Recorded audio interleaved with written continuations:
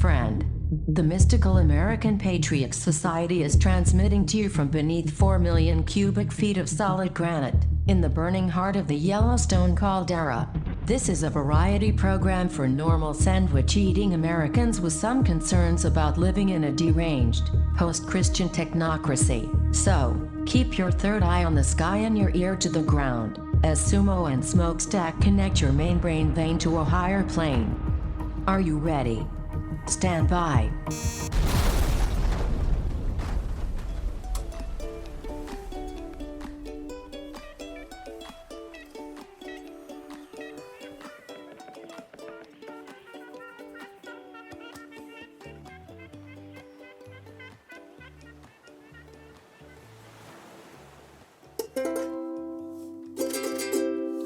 It was 1 year ago when I felt my heart stop while in the aisle of the local food co-op.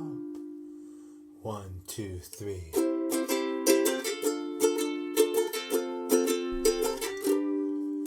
Amid the packs of miso soup, you were standing transcendental. Right there and then I knew our love would be coincidental. And with a yelp those packs did fall. You came to help, you bought it all. And I said, oh, what a happy accident. I didn't know what I was looking for. Oh, what a happy accident. I didn't know what was in store. I said that I like Kiko Man, and you replied me too. You said that you like miso soup, now baby I like you. We bonded over miso soup so romantically. Now the rest is history. You make me so happy. Oh, what a lovely accident. I didn't know what I was looking for. Oh, what a happy accident. I didn't know it was in store. Good morning. That's a song from that's describing when me and Smokestack first met.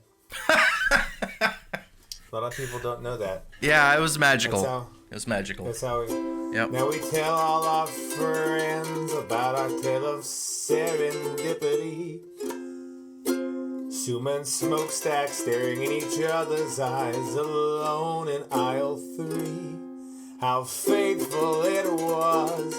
We were in the same store, but I won't tell him that I saw him there before. That's true. That's how we met. It is? I don't remember. Just bonding over miso soup. Yeah. At the local food co-op. Yeah. That's true. That's 100% factually accurate. It's fun to reminisce about things I have no recollection of. Well, we've discussed on the show before you have a very poor memory. Yeah, but I feel like maybe you sometimes use that to your advantage. Maybe. It could be. Mm-hmm. I might have invented whole sections of your life to tell you about. And constructed very detailed photographic evidence to convince you. Mm. But we shall never know. Yeah, I probably will never know. Welcome everyone. Today of course, is Lichen News, the Lichen News Show. Of course. Where we discuss the greatest happenings in the world of mosses and lichens. And are you familiar with lichens? I like a good lichen. Yeah. Old man's beard, classic. Uh-huh. Yeah. Mm-hmm. What is the difference between? Well, first of all, I have to ask you about, before we continue with the Lichen Weekly Digest. Yep. Because we do have some very interesting lichen news to go over today. which is not something that comes up very often. No, I don't have a bumper soundbite for that or anything. Yeah, I know. You said to me when I was late, as usual. Yep.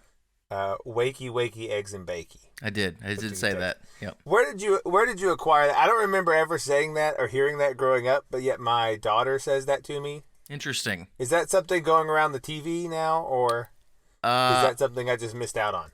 I heard that long ago in my youth. Oh, okay. Back in the foggy times. Yeah, because the littlest child will come up to me at 3 a.m. and tap me on the face and say, "Wakey, wakey, eggs and bakey." Mm-hmm. And then what she wants is never clear. It's just she's just up, you know. I think she just wants to say that to somebody. Yeah, I mean that could be. Yeah. So anyway, okay, we have that, and then we're gonna go right into Lycan news because today we have a little bit of mystical house cleaning to do, where we discuss some of the stranger episodes that have happened in the world news before we get into the show today. All right. And one of those is we have something to talk about: UFOs, Lycans, the original hipsters of China, 2000 BC, and also the new Flying Dutchman. I feel like I felt like these were things that were pressing on a lot of people's minds. I've been thinking about it continually all week. Right? Yeah. So what if you were pressed, gun to your head, the communists are there, they've kicked down your door, and they've said only someone loyal to the party would know the difference between mosses and lichens. What's your answer? Man. Gun to head. I'm dead. I don't know. Okay. All right. Good. Let's. And I'm gonna. I've been watching a lot of children's shows lately, so I'm gonna give the listeners a chance to answer. What do you think is the difference between moss and lichen? This is where they answer. I say, that's right. Right. A lichen. So a moss is a plant, like a normal plant. Okay. Right. Yep. Like a regular, small, tiny plant. Mm-hmm. It's got roots. It's got little leafy things. But a lichen is a fungi algae sandwich. Awesome. Yeah. A lot of people don't realize that. And by some estimations, lichens cover 7% of the Earth's surface. Wow. And yet no one really knows what they are. Isn't that weird? Are they sort of a colony like coral is? Yeah. Sort of like a land coral. Neat. You could think of a lichen. Okay. Lichens cover about the 7% of the Earth's surface, like I said. And there's crusty lichens, there's big leafy lichens, there's hairy lichens, there's fast-growing lichens that live for a few years, and there's slow-growing lichens that live for 10,000 years. All kinds of lichens, right? It's a symbiotic relationship between a fungus and an algae. And so for the past 150 years, that's exactly what we've told everybody. And it's a symbiosis, fungus and a green algae. And that they're the symbiote. It was the first thing recognized by science as being two species living together for mutual benefit. Ooh. The first symbiosis. Okay. Documented. And once people were aware of that possibility, they got like symbiosis fever and started seeing it everywhere and calling everything a symbiosis, even down to like your gut bacteria. And they were just like symbiosis, and then this whole field of symbiotic biology, all because of this humble lichen that they were like, oh, looky here. And it took people a long time to be convinced until some guy actually teased the two species apart very carefully using some solutions and some tweezers. Can they live independently of each other? Not for very long, but you can see how they're like two. They all have their same.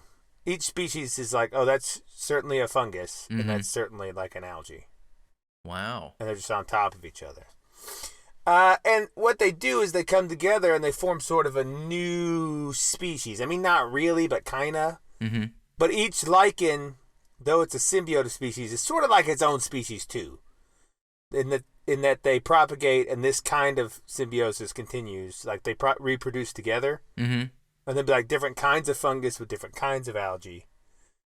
And so, it allows them to do things each species couldn't do on their own. They live in a lot of places they couldn't on their own and so forth. Like the fungus provides sort of the structure, like the form for the algae to grow on. And the algae then provides photosynthesis and is always constantly growing and dying on top of the fungus to give it food.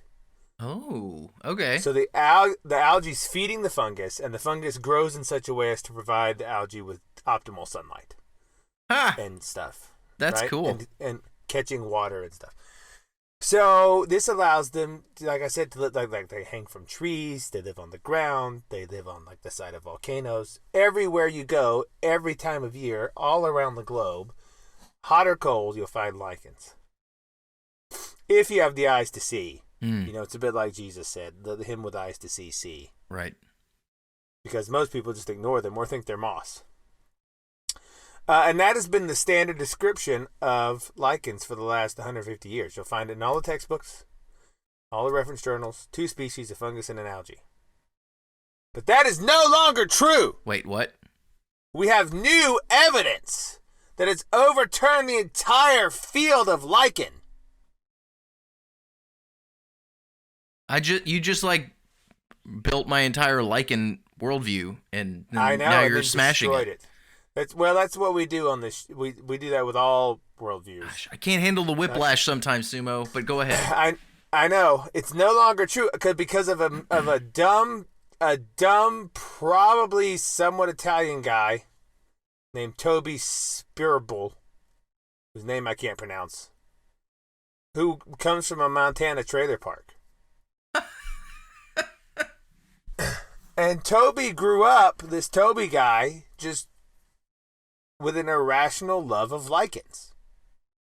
Which is a weird thing from, you know, like, you ever had that friend as a kid that was just obsessed with, like, one weird thing? Yeah. Toby was just like the lichen kid. He walked outside, he would go hiking and just collect lichen species and put them in these drawers of his house. Mm-hmm. Labeled. And he's just one of those, a natural-born biologist who has an intense love of one weird thing. Right? Like, I have a friend that did that with turtles. Growing up, he had every turtle he could possibly get. If he ran across a turtle in the wild, he would try to steal it and bring it home. And he knew all about turtles, and now he still works. He works at a university, and he's like the expert on sea turtle migrations or something. I bet his bedroom smelled great. Oh yeah, he always smelled like a terrarium. Ugh. Everywhere he went, he would show up at the movies and it would smell like a lizard box. Every time.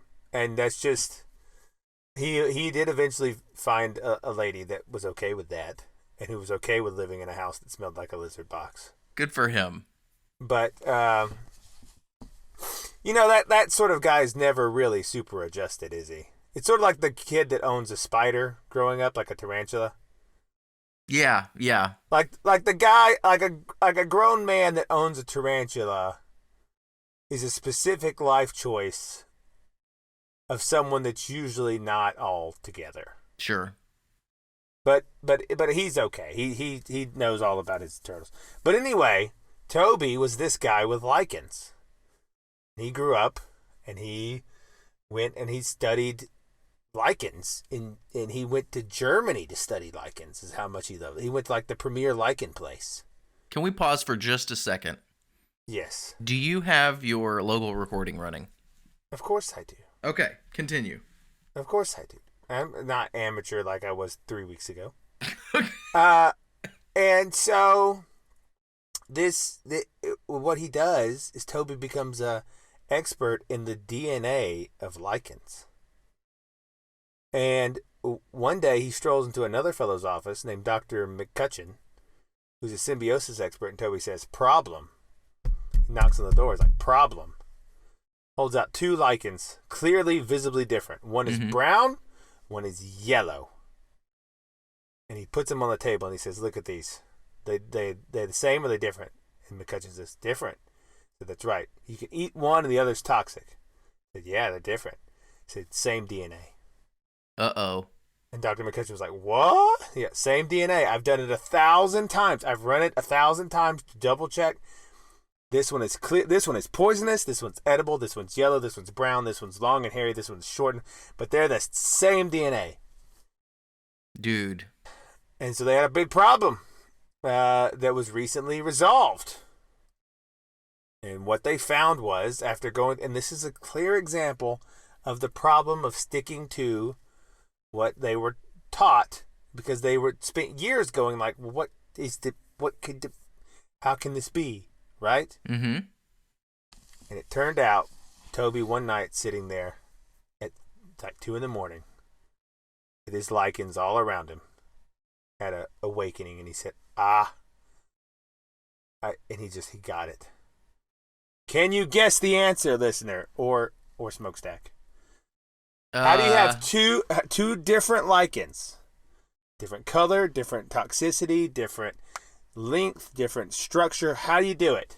With same DNA. A society of hyper-intelligent owls were manipulating the morphogenetic fields of the lichen. Close. Okay. It turns out that lichens, not only this species, but all over the planet, are a symbiosis not of 2 species, but of 3. Ugh. Dum-bum-bum. And these 2 different lichen species, so these 2 different lichens had the same 2 fungi, but in different proportions. So one was more one fungi than the other, and the other was more the other fungi than that one. That controlled the toxicity and the look of the whole thing. Okay. But they had the same DNA level. And so they went around Montana after they figured this out, and they said, this is true of all lichens. All lichens are actually 2 funguses and an algae. 2 and they went around the whole world. Whoa. Okay. So, yeah. So the difference between the 2 specimens, the algae was the same, but the balance of the 2 fungi were different. Correct. So, okay, maybe this is more technical than the story is going to allow us to understand, but how did he, like, what DNA was he sequencing? The algae or the fungus? All of it. Oh, so he had 3 sets. Yes. Or he had 2 sets, because he didn't know it was 3 until... He didn't know it was 3. He thought the fungi, he thought the 2 fungi sets were like 1 set. I gotcha. Okay. Right? And then he teased it out. I was like, oh, wait, no, they're 2 different funguses. And then they went through and they spent a year with a tiny microscope and little tiny surgical tools and a little bit of help from some robotics. And they actually did the same thing, and they were able to find and tease out the 2 different funguses. But they were so interwoven that for the past 150 years, they thought they were the same. Wow. So there you go. Yeah, I told you, is that not interesting lichen news? I told you there's not often that lichen news comes up. That's pretty wild. It really wants to make me study edible lichens now.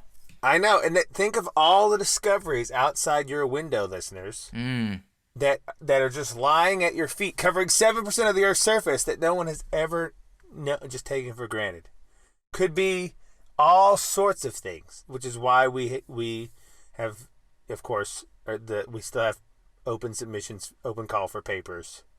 Indeed. For SPAM, our journal of the arts and sciences. One of these days, Chungus is going to have something to publish. One day. He's still working very hard. Yep. He's working very hard, and he is looking for, I think he's doing things with the ravens. Oh, nice. Last I heard. Cool. Ravens can talk also. I didn't know. Are you aware of that? Yeah, they have some, like a parrot can. Yeah, but it's a lot more creepy because they're a lot more bassy. Oh, yeah. It's like, a parrot's like, hello, and a raven's like, hello. Hello. In the middle of the night, you have your pet raven, and just, hello. Everything's all quiet. Yeah, so we have that. Also, this is old news, but I thought it was. But I noticed that the hipster is waning. Oh, yeah. And I'm sort of sad about that. I was never a hipster, but now that hipsters are no longer in, maybe I become a hipster. Mm-hmm. So now I'm actually the truest hipster. Because I wait for the hipster phase to pass. Okay.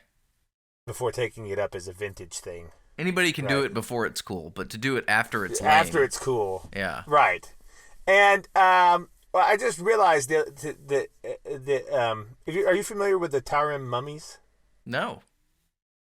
This is just one of our more Tarim mummies were these white people found in China from like 2000 BC.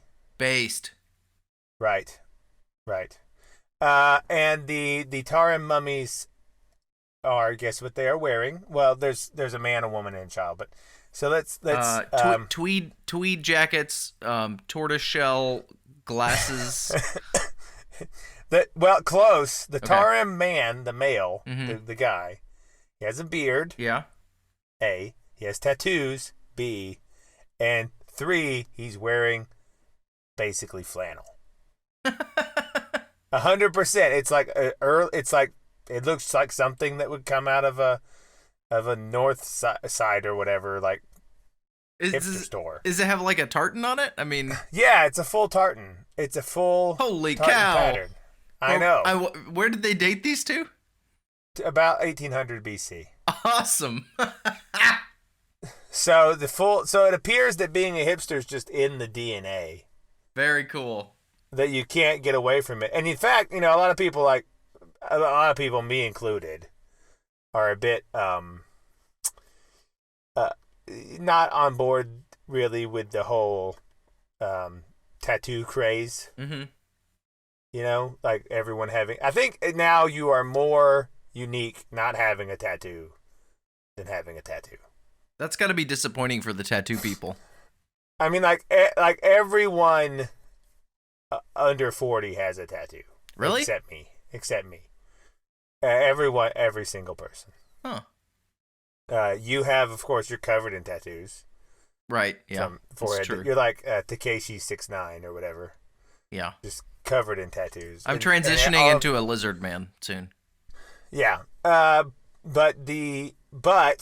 also, I think this is the phrase people use, that tattoos, at least for white people, are very lindy. Which is that they've been around forever. Mm-hmm. Because, in fact, Britain means tattoo. What? Yeah.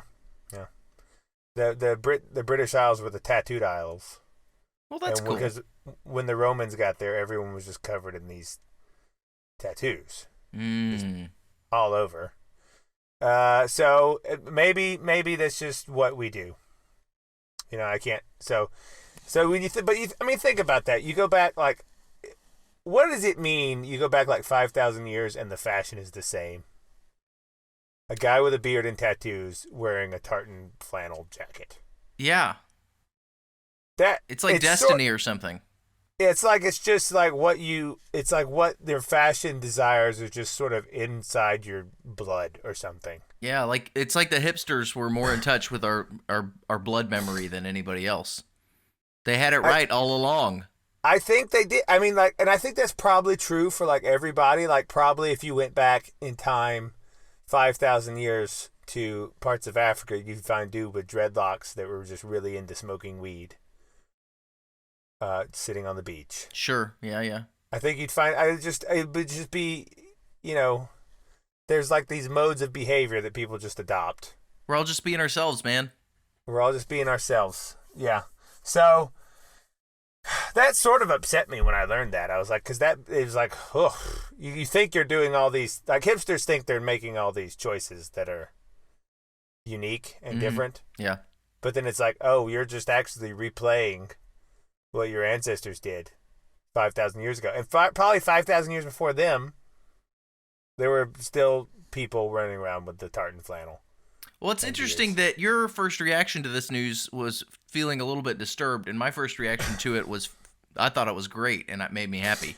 Well, that was my second reaction. My first reaction was that it confirmed my suspicion that the Scots are actually Chinese. because they're these white people with tartans, and they're just running around in Western China. Or are the Chinese actually Scots? Well, Bum bum bum. that's true. Yeah. So I don't know. But that is an interesting tidbit. That was number 2.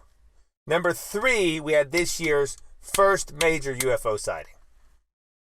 Did you hear about this one? I sent you it. I did hear about it. Yes. Would you like me to have in the just clip a second? ready? Okay. We'll play. So this was the first.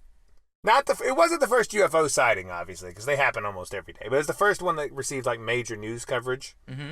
It was on Fox and MSNBC, just for one day, or a couple of days. It really didn't go beyond that.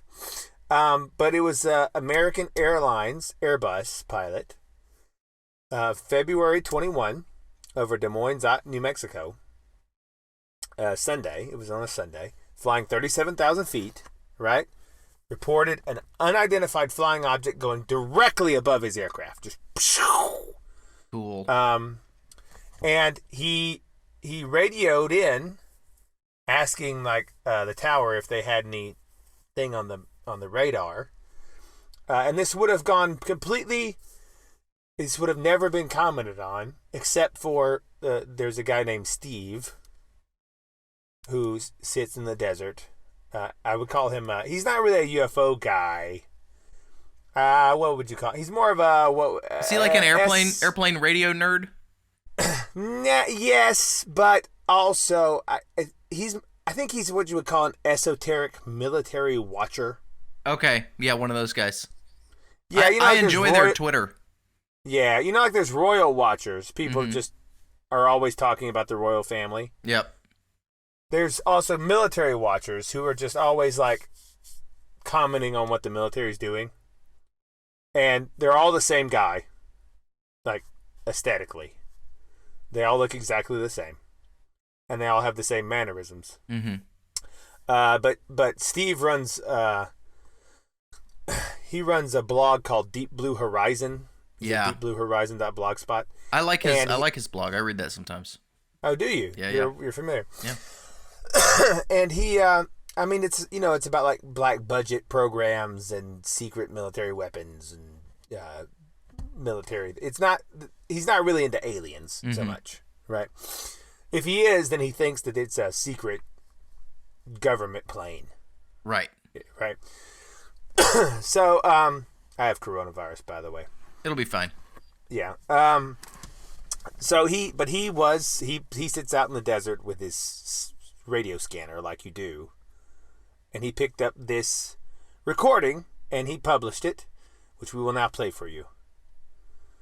Have any targets up here? We just had something go right over the top of us that, I hate to say this, looked like a long cylindrical object. It almost looked like a cruise missile type of thing moving really fast that went right over the top of us. There you go. That's Pretty like the cool. whole clip. I mean, he had like 30 minutes of it, but that's the interesting part. Right. Then they say back, "Oh no, we don't have anything on the radar," and then he goes, "Are you sure?" Because it's like that's pretty odd, and they're like, "Yeah, nothing." And so there you go. Is it now? At first, interestingly, American Airlines denied that the clip was from them. Oh, really? And then which is, I don't know why people always do this. I don't know if they just don't know. They're like, they probably this is because they get in touch with the spokesman, and the spokesperson is like, he has not been informed. Yeah. Yeah. So it's like, I don't know. But first for like a week there, but then they came back like a week later, like then the following Sunday was like, oh yeah, that is from us. And then what they said was, quote, because Fox News was asking about it, and they said, "We can confirm that that's from our airlines. We ask you to direct any further questions to the FBI." Oh. Right? Isn't that strange? The exact quote was, following a debrief with our flight crew and additional information received, we can confirm this radio transmission was from American Airlines Flight 2292 on February 21st.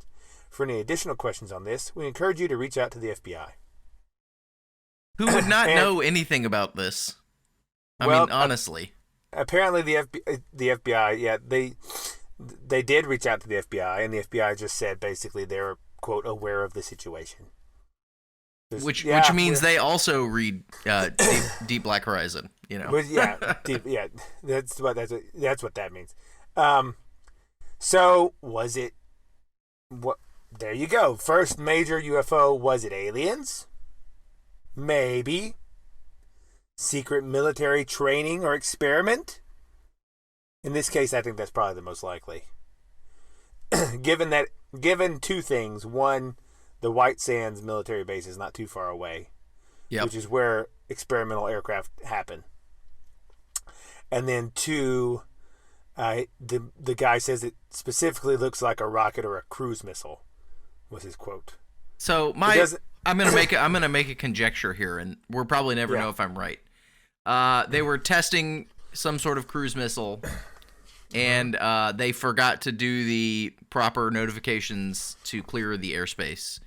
And there was almost a collision, but it didn't happen, and now the whole thing is going to be covered up because some dude at the Air Force doesn't want to lose his pension. Right. Or whatever. That seems very logical to me also. Yeah. It is strange they didn't pick it up on radar, though. It's stealth cruise missile. I mean, easy. Stealth cruise missile. You see that hand wave, dude? Yeah. Hand wave power. Yep. So, yeah. That's that. I thought that was a nice one because you had a little audio clip, and it was a thing that went around, and I think it probably in this case it can be put down to military technology. Although long cylindrical UFOs, cigar-shaped UFOs are a thing. Yep, and have been for a while. I would be interested to know if the pilot saw any like fire. Right, any thrusters? Right. Because as far as I know, we still just operate on thruster technology. But if it's just moving through the air like a solid cylinder without any fire behind it, then that's a different story. Maybe Steve can track down this pilot and ask him some questions. I hope so. Steve, if you're a listener, and of course you are, please, get in touch with us. The other one, for the final story on our mystical house cleaning, was the new Flying Dutchman. You actually saw this one, I believe. You're the one that I. What? Did you see this one where the ship was photographed off England floating in the air? I did see that. Yep. What did you think about that? Well, so I read the article explaining the phenomena as there's the air temperature gradients were inverted and bent the light, reflected off some swamp gas, and so there was a ship hovering in the sky, which none of that sounded legit to me. And I think that's just something some Neil deGrasse Tyson character made up. So you do not buy the idea of superior mirages? No. Really? I mean, this is my first encounter with it. So, I think somebody, I don't know. I'm rejecting it on very little information unfairly. That's okay. I'll admit that. That's good. It just sounded like a load of crap to me. I don't know. It is one of those things. It does sound like one of those things where people are like, "Oh, why can't you see the stars from space? Oh, atmospheric lensing." And you go, "What is that?" And no one can then answer what atmospheric lensing is. Mm-hmm. It sounds like that, but I think this is actually legit. Where, you know how if you're trying to spearfish, the fish, you have to aim sort of above the fish. Yeah. Because the light bends. Mm-hmm. And so over a very long distance, that also happens in air. And if you have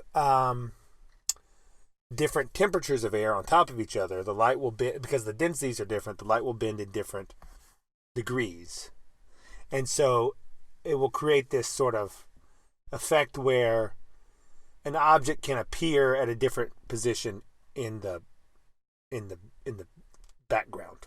Okay, but why would it affect the ship and not the ship only the right. image of the horizon?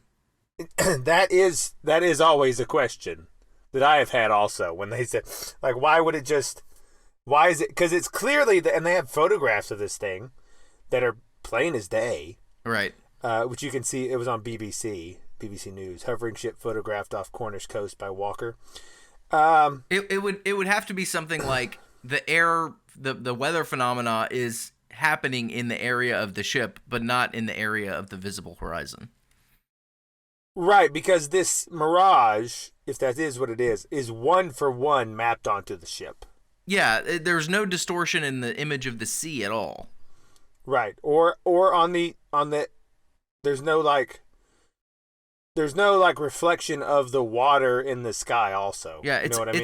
It's not a ship in an area of sea hovering above the rest of the horizon. It's just the ship. Yeah, it's like in the sky. Like it looks like it just seems a little too pat for me visually. I agree because it's so perfect. Mm-hmm.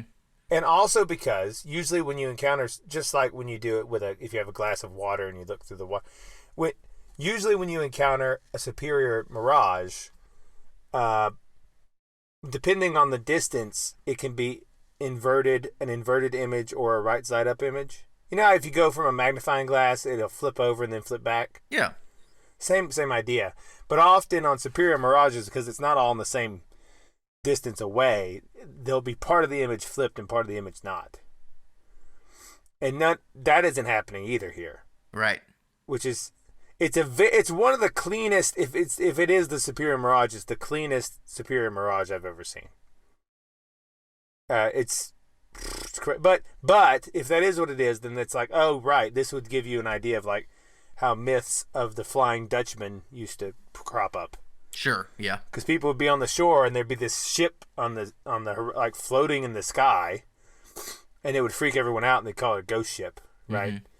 And then that would have this myth that would propagate. But yeah, it's a very clean, crazily clean mirage, if indeed that is what it is. Why can't I just believe that it was the ghost of the Exxon Valdez? It could be. It could be now. Then you're getting into the ghosts of inanimate objects, which we should do a show about, because they sometimes will have ghosts. Sweet. But yeah. So look that picture, because it looks pretty crazy. It does look pretty crazy. It's one of those things you just stare at for a while, trying to figure out what it is or how it happened. What it is. Yeah, what it is or how it's kind of a mind bender. Yeah. So before we get into our main thing today, that was our mystical house cleaning. We hit some of the big topics that people were on people's minds. Did the fans come through and tell you what made a good city and what didn't? I had one fan come through. Have you thought any more about the? I have. Yeah, I have a few things to say about the topic. And it was an interesting thing to research, how to tell if your city sucks or not. It was actually kind of difficult because if you want some data analysis, most of it is at the state level because there's just too many cities. Right. And a lot of these things are sort of fuzzy, and you really do have to get boots on the ground. But 2 weeks ago, we talked about the shopping cart test. You can go back and listen to that. I do think it's kind of a meme, but it is actually really helpful at the neighborhood level to tell whether or not you want to live here. I found it incredibly reliable. Right. I agree. Like, if people don't put their shopping carts away, it is something of a meme. But it's sort of like the same as if they just throw trash out the window. It is. Yeah, it is. It is. And then also, as I was driving around, I've noticed that the city I live near has started allowing homeless encampments. Oh, good. And so I did a little research on homelessness in different states and cities and how it's treated. And the one thing you have to learn about the homeless encampments, they don't just happen because a bunch of people lost their jobs. What's happening is there's a migratory population of homeless that kind of move all over the country, and they just go to places where they're going to have a good time and be tolerated and can do drugs in public. And then some fraction of people have actually lost their jobs and do end up sort of mixed in with them for a time or whatever. But usually people that just come into dire circumstances will take advantage of the ample government programs like, the shelter programs and, job training. And really, if you're going to be homeless in America for a long period of time, such that you join an encampment and learn hobo inscription and weird stuff like that, you're probably doing so by choice because that allows you to do things you couldn't otherwise do, like drugs all day or whatever. So the actual, if your city has encampments, like whole areas devoted to these people setting up tent cities, that is because the local government has made the decision to allow it. Correct. And that tells you a lot about your local governments. So in terms of, and this is all state level data, unfortunately, but in terms of the best states to live in, like where homelessness is and encampments are not tolerated, Mississippi, Alabama, Kansas, Virginia, and Indiana. I was surprised by Indiana because there's some parts of Indiana that are rough.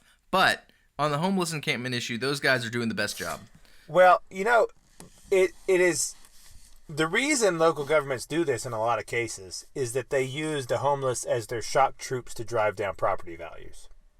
Yes. Like, this is what happens in California because a lot of these businesses want to buy up the areas downtown.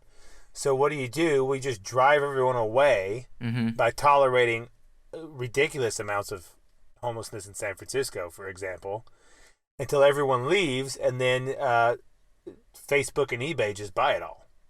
I did do that's a strategy they use, which tells you that your government is bad and you don't need to live there. Yeah, right? They're allowing property moguls to wreck your city so that they can make money off the property. They can buy the property cheap and then redevelop it and sell it for crazy amount of money. Like when people ask why do they let this happen, like a lot. Well, sometimes it is just because the local government is this utopian thing that believes that, like, oh, if we just give people their heroin in needles, they'll figure out life, right? If we don't oppress them, then they'll figure out life and stop. I did observe as I was doing this research that the cities, there's a high correlation between the cities that have homeless encampments or encourage that kind of behavior and cities that had BLM riots last year. Oh yeah, they want to. They so much of this is like based in economics that it makes it sort of like It in some ways it cheapens it a lot because a lot of people think you're fighting for these high ideals and stuff, but it's like a lot of what they're doing is just trying to get rid of things that are expensive. Like, what are the two big, like this past year, what are the two big professions that really have taken hits, PR hits, and also economic hits? I don't know what. Cops and teachers. Okay, yeah. And what are the main two unions left in America? Cops and teachers? Correct. It's like, is that a coincidence that the two professions that are still widely unionized have been basically attacked and in many places dismantled? Well, the teachers union deserves it. I don't know that we need to have armies of homeless involved, but well, yeah, but they don't want to, like, they're looking at their spreadsheets in their cold calculated way and they're saying, we cannot afford all these pensions. Yeah. Let's just get rid of it. And how do we get rid of the police department? There's strategies. But a lot of it, I mean, some of it is ideologically driven. Right. But a lot of it is so cynically just based on how do we make a buck. Yep. That it is sad. And it is, yeah. In most cities and states, if the city wants to seize property to, say, build a park or something, they can do it, but they have to offer some sort of compensation for it in an eminent domain seizure. And so Correct. One way they can get that number down is to just wreck the place with an army of homeless people for a year, and then do the seizure, and they have to compensate the owners of the property much less because the property value's been wrecked and all the businesses have moved and all this stuff. So it is related to both the activity of property developers and city government types. And I've been wondering about why now, because think everything that has happened recently has had the effect of just driving down downtown property values. Yeah. all the homeless encampments, the riots, the BLM riots, the Antifa, shuttering small businesses while allowing Walmart to be open. Also related to this is something called economic opportunity zones, which is a federal government program that designates certain areas of cities as being, if you develop this area, you get tax benefits and all kind of neat perks, because they're trying to encourage the redevelopment of this area. And there is also a very high positive correlation between BLM riots and economic opportunity zones. Just throwing that out there. Isn't that strange? Yep. Isn't that strange? Yep. And so, keep an eye on, in these areas that were just wrecked, some intrepid researcher needs to find out who ended up buying all that property up. Mm-hmm. It would probably be some tech moguls or the Chinese. Well, I know that in most cases, Amazon has gotten in buying some of it. I do know that. Yeah. I don't know how much of it, but yeah, you gut a place and then you buy it for cheap. Yep. I mean, it's one of the oldest tricks in the book. Right. So it's very evil. So the presence of happens. Yeah, and so as you're looking at cities and states, the presence of homeless encampments means a lot more than there's just people down on their luck hanging out here. Yes. It does mean a lot more politically and in the power structure of the city and the state.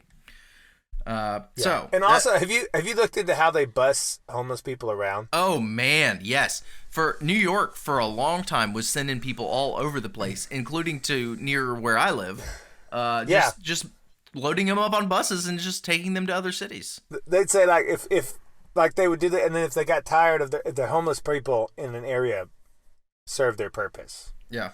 They would then just buy them bus tickets and say, "Here you go." Yeah, and probably some city council, like, they probably communicate to each other at some level about this and say, "Hey, yeah, send them here because we want to redevelop this area, so we're gonna set up an encampment here." And that this stuff, it's not just conspiracy theory. This stuff happens. But I did have a list of the state level areas anyway that are the worst about this. You'll probably not be surprised by much of this. California, Oregon, New York, and then Nevada I found a little bit surprising, although, Las Vegas, I don't know. It seemed like maybe a fit. Washington State and North Dakota. That one surprised me. Well, North Dakota has a lot of, what would you call it? I heard it somewhere called man camps. Like for the oil industry and things like that? Yeah. They're these big places for like outdoor industry, like mining and drilling and stuff, where a bunch of like really rough men without a lot of money all live together. And then they sort of wreck their own and each other's lives. and their bodies out on the oil fields. A lot of meth involved. Yeah, well, like guys that, and this doesn't apply to all of them, because some guys do very smartly and they go work these dangerous jobs and they save up and then set. But a lot of guys go and they work hard and they go into town with a fairly big paycheck at the end of the week or the month, and they just spend it on drugs and prostitutes. Yeah. And they just do this week after week after week until they're dead. Or they're on the street, which may explain North Dakota's homelessness. There you go. Because I don't think Billings, North Dakota is about as good as you. Like, I don't think they have I'm not saying that they are. Billings is in Montana. I'm sorry. What's in North Dakota? What's the name of the city? I don't know. Yeah, it's, see? If we have any listeners in North Dakota, please contact us and tell us about the homeless situation in your area. I'd like to hear about that. Having never been to North Dakota, I think that's pretty cool. Yeah, I was just thinking, Bismarck, right? That's it. And Fargo. So let's jump on to our next. But you can't really drive down the housing prices of Fargo. I mean, any more than they already are. Dude, the snow in the winter and people getting stuffed into wood chippers. Yeah. So I don't think you can attribute the home to the wanting to drive down the price Yeah. in North Dakota because it's already dirt cheap. Yep. But interesting though, while we're on the subject of North Dakota, is why does North Dakota's flag look so much like the Mexican flag? I don't know. Is this the Mexicans staking their claim? Maybe. Because you know it's an eagle with a snake in its mouth. No, I didn't. Well, I knew that about the Mexican flag. I didn't know that about the North Dakota flag. Yeah. That's cool. Okay, continue. So another variable that I was interested in was overall per capita gun ownership and percentages of gun ownership among the population. And so, because I feel are you saying that this makes it good or not good? I guess it depends on your perspective, but I want to live in a place where people are heavily armed. Okay. Because I believe and have observed that a heavily armed society is a polite and orderly society. And I think the stats here reflect it. So the best states that have over 50% of the persons in the state own a gun: Idaho, Montana, Wyoming, West Virginia, Arkansas. Now, West Virginia, Arkansas can get a little crazy. Yeah. West Virginia is the original man camp. But then right under that tier was like all my favorite southern states were coming in like the 40s, which is still pretty good. Right. And then the worst states for just percentage of the population owning guns: New York came in at 10%. Rhode Island came in at 5.8%, and our loser and the worst state of the country, Delaware, comes in at a miserable and pathetic 5.2%. I can never think of Delaware without Carmen Sandiego. Shame on you, Delaware. Yeah. Shame on you. So Delaware, I wouldn't have guessed Delaware, honestly, as the lowest gun Well, ownership. that's just where you go to incorporate a business. That's true. Or have a dairy farm. And that's about it. The only reason that the New England states at this point have not been subsumed into New York City is they serve as like tax havens and various legal entities. Pretty much. I mean, Boston kind of has its own energy, but the rest of them, like when you think about Connecticut, why? Yeah. And I like Connecticut. I've been. It's a nice place, but you're like, why is this? It's so small. Yeah. And it's got so little going on. But it's all just for paperwork reasons.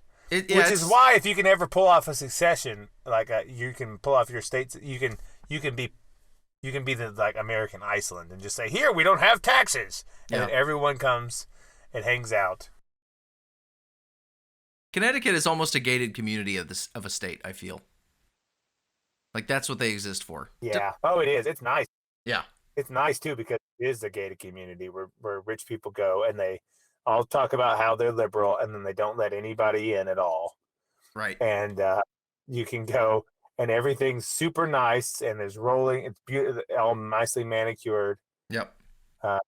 Maybe one day we'll go live in Connecticut and just be those people. I don't know that I would be able to tolerate Connecticut. Maybe if I lived if I lived out in the woods, I could do it. But if I'm gonna live in the woods, I'm picking Maine. Maine wins that all day. Just saying. Well, yeah, Maine is very nice, but it's a little more. They don't have the money. Well, yeah, that's true. Any stretch of the imagination. But they're more interesting. Gun ownership. People. Yep, I got gun ownership. Homeless camp. And then I had a few other just kind of fun stats before we get to my favorite of all of these. Okay. So you know what we should do when after you've listed these, we should take all of these factors and weight them. Yeah. And create a heat map of America of good place and bad place. I'm way ahead of you, buddy. Oh, are you? Okay. I'm way ahead of you. Okay. So, a couple of fun stats. 25% of people that live in Illinois say that Illinois is the worst possible state to live in. That's the highest of any states of the union. Also, some states that have dropped or never had COVID restrictions: Texas, Florida, West Virginia, and South Dakota. Figuring that out was a little tricky because some states said, well, cities and county governments can do what they want, but at the state level, we're not doing anything. But then the city and county governments did a whole lot of stupid crap. But these states have either now dropped them uniformly, so good jobs in case of Texas, Florida, and West Virginia, And then South Dakota, I think, never even really did much, which was pretty rad. So I appreciated that. Right. And now my favorite metric submitted by Albert Einstein was: does your city have a robust mutual combat law or legal practice or legal tradition? And what legal feuding? Yeah. So mutual combat is the idea that you can have two people fight each other, in some cases even to the death, and there'll be no criminal charges because it was mutually agreed upon by the combatants to settle something. And because it was mutually agreed upon, they own the outcome, therefore there's no criminal penalty. And so it's basically like dueling still on the books. Right. It is a lot like dueling. Yeah. And in practice it varies widely. And you really have to understand this idea if you're into this from a city level. So the city of Seattle kind of has a reputation for this. And in fact, who is our man Jones? Phoenix Jones, who we talked about on the Folk Hero show. Kind of made this thing, put Seattle on the map for mutual combat laws, because that's how he kept out of trouble. Was that in some cases the fights were agreed upon. In some cases. Now, as far as now, he would go around egging them on a bit much. Right. Say, "Come on, bro, you want to fight? Come on," and they'd be like, "Oh, they agreed." Right. So it's all very fuzzy, and you sort of have to talk to like local defense attorneys to figure out, will this actually let me get into fights and not get in trouble? But some states that have a generally a good reputation for mutual combat being an acceptable defense in criminal court are Colorado, Connecticut, North Dakota, West Virginia, and Texas. But again, it really comes down to the county and city level as to, does this actually work? But apparently defense attorneys use this all the time in certain jurisdictions, and some attorneys have long sections on their website detailing, the use of mutual combat provisions. And some states have the law on the books. I will give you a quick example. Let's see. In Texas, the mutual combat section in the Texas Penal Code is called consent as defense to assaultive conduct. And so consent to assaultive conduct. Yeah. And so does the conduct did it not cause serious bodily injury or threaten to cause serious bodily injury? So you got to tone it down in Texas. You can't like take a lead pipe to anybody, but if it's fisticuffs, that's cool. And did the victim know that there was risk but participated in this anyway? Or as part of a medical experiment? Which is interesting. That's in the legal code as well. So there needs to be, you have to prove consent in that case. So you get, what is they even imagining with a mutual combat as a medical experiment? It did not elaborate on the medical experiment. I like whoever made that law. Like, what, some guy in the legislature was like, now wait a minute. But what if they're doing a medical experiment? It's like on like what can hurt people. I'm gonna pay hobos $50 for me to punch them in the face 5 times, and then I'm gonna pay hobos $50 to fight each other with various implements as a medical experiment to see which weapons win. Yeah. So now here's one thing: if you have heard this and you think, oh, I'm gonna go get in some mutual combat, it does not protect you from a civil suit. You can still get sued in civil court over whatever results from your mutual combat. So just Well, that's not that bad though. Well, it could be, man. You could get cleaned out. I mean, but you lose. All you can do in a civil suit is lose money. Right. You won't go to prison with it.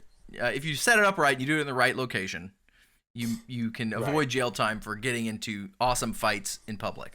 And usually it's did you do any damage to any property? Did you endanger or harm any bystanders or third parties? Those are kind of the things that you have to wall this off with, and there has to be mutual agreement that we're going to have a fight. Okay. So, if you want to know if you can do this, probably talk to local cops, your county sheriff. But I did read a bunch of cops on forums talking about how they, in their reports of fights, they would head the thing and say, these two people had a fight, and it was agreed upon that they were settling a score with fisticuffs or whatever. And he says, like, I've never, had charges filed against anybody when I laid it out that way in the report, because this particular cop thinks that people should be able to fight it out and lets them, which I thought was pretty cool. Yeah, there's a whole cottage industry of people that use this law for staging non-sanctioned MMA matches. There you go. They're pretty interesting to ride, but basically they set up a fence, like a portable fence, in the hood. Yep. And they say, hey, anyone that wants to come in here and fight will pay you $25 and videotape it and put it on YouTube. Mm-hmm. And the results are pretty great a lot of times. You get these big fat people, they're like, I want $25. And they'll run in there and then sort of vaguely weigh them to see if they're sort of in the ballpark of each other. Mm-hmm. And then they just go, and they have no training. They have no cardiovascular endurance. Yep. And it's like after like a minute, it's just two big fat people like laying on each other, going, just pounding each other's skulls in, and it's great entertainment. That's where what's his name, Kimbo Slice, got his start. Really? Yeah, he was a street fighting guy in that sort of idea. His famous one was when him and another guy were fighting in the back of basically a yacht club, where these boats were sort of stored. And they were it looked like a little scene out of Street Fighter. Cool. And, but that's how they don't get in trouble for that, is they say, oh, it's mutual combat. And then I've always countered, like, is it though when you're paying them to do it?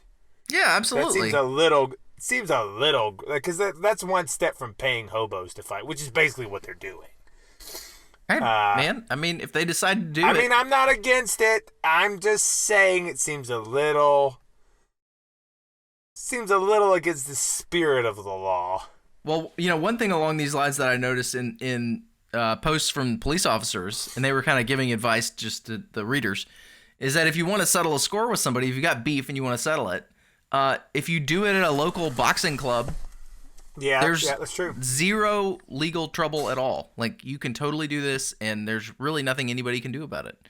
So, with a little proper planning, you can settle scores with fisticuffs. And not have to worry about much. Yeah, and if you do that also, a lot of times by the time that you get around to it, then you've cooled off and don't want to do it anymore. Yeah. Which is one of the great, because it's one of the great things of having a formal duel culture, is that it takes so long to set up, you have to call the boxing gym, like, listen, I gotta fight my friend. I gotta go fight him. And then by the time he's like, okay, I'll get you in next week, and then by next week you're like, whatever. Mm-hmm. You don't really care anymore, right? And then you don't have to beat each other up.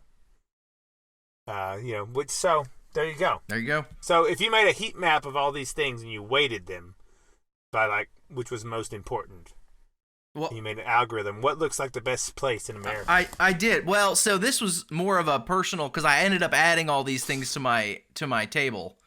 And my it's a weighted analysis. Each variable is scored, and then certain variables have more weight than others. And for me, the winner came out as Mississippi. Interesting. Yes.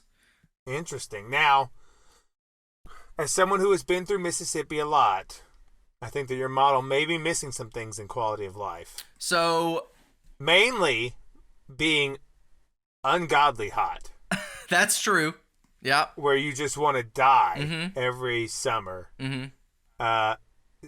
That's a problem. Maybe so. Yeah. Well, but other than that, the Mississippi had some big wins in certain categories that really put it over the top, that were highly weighted. One was their Second Amendment rights are awesome. They're a constitutional carry state, which means you can carry concealed without a permit. You just do it. Everybody can do it.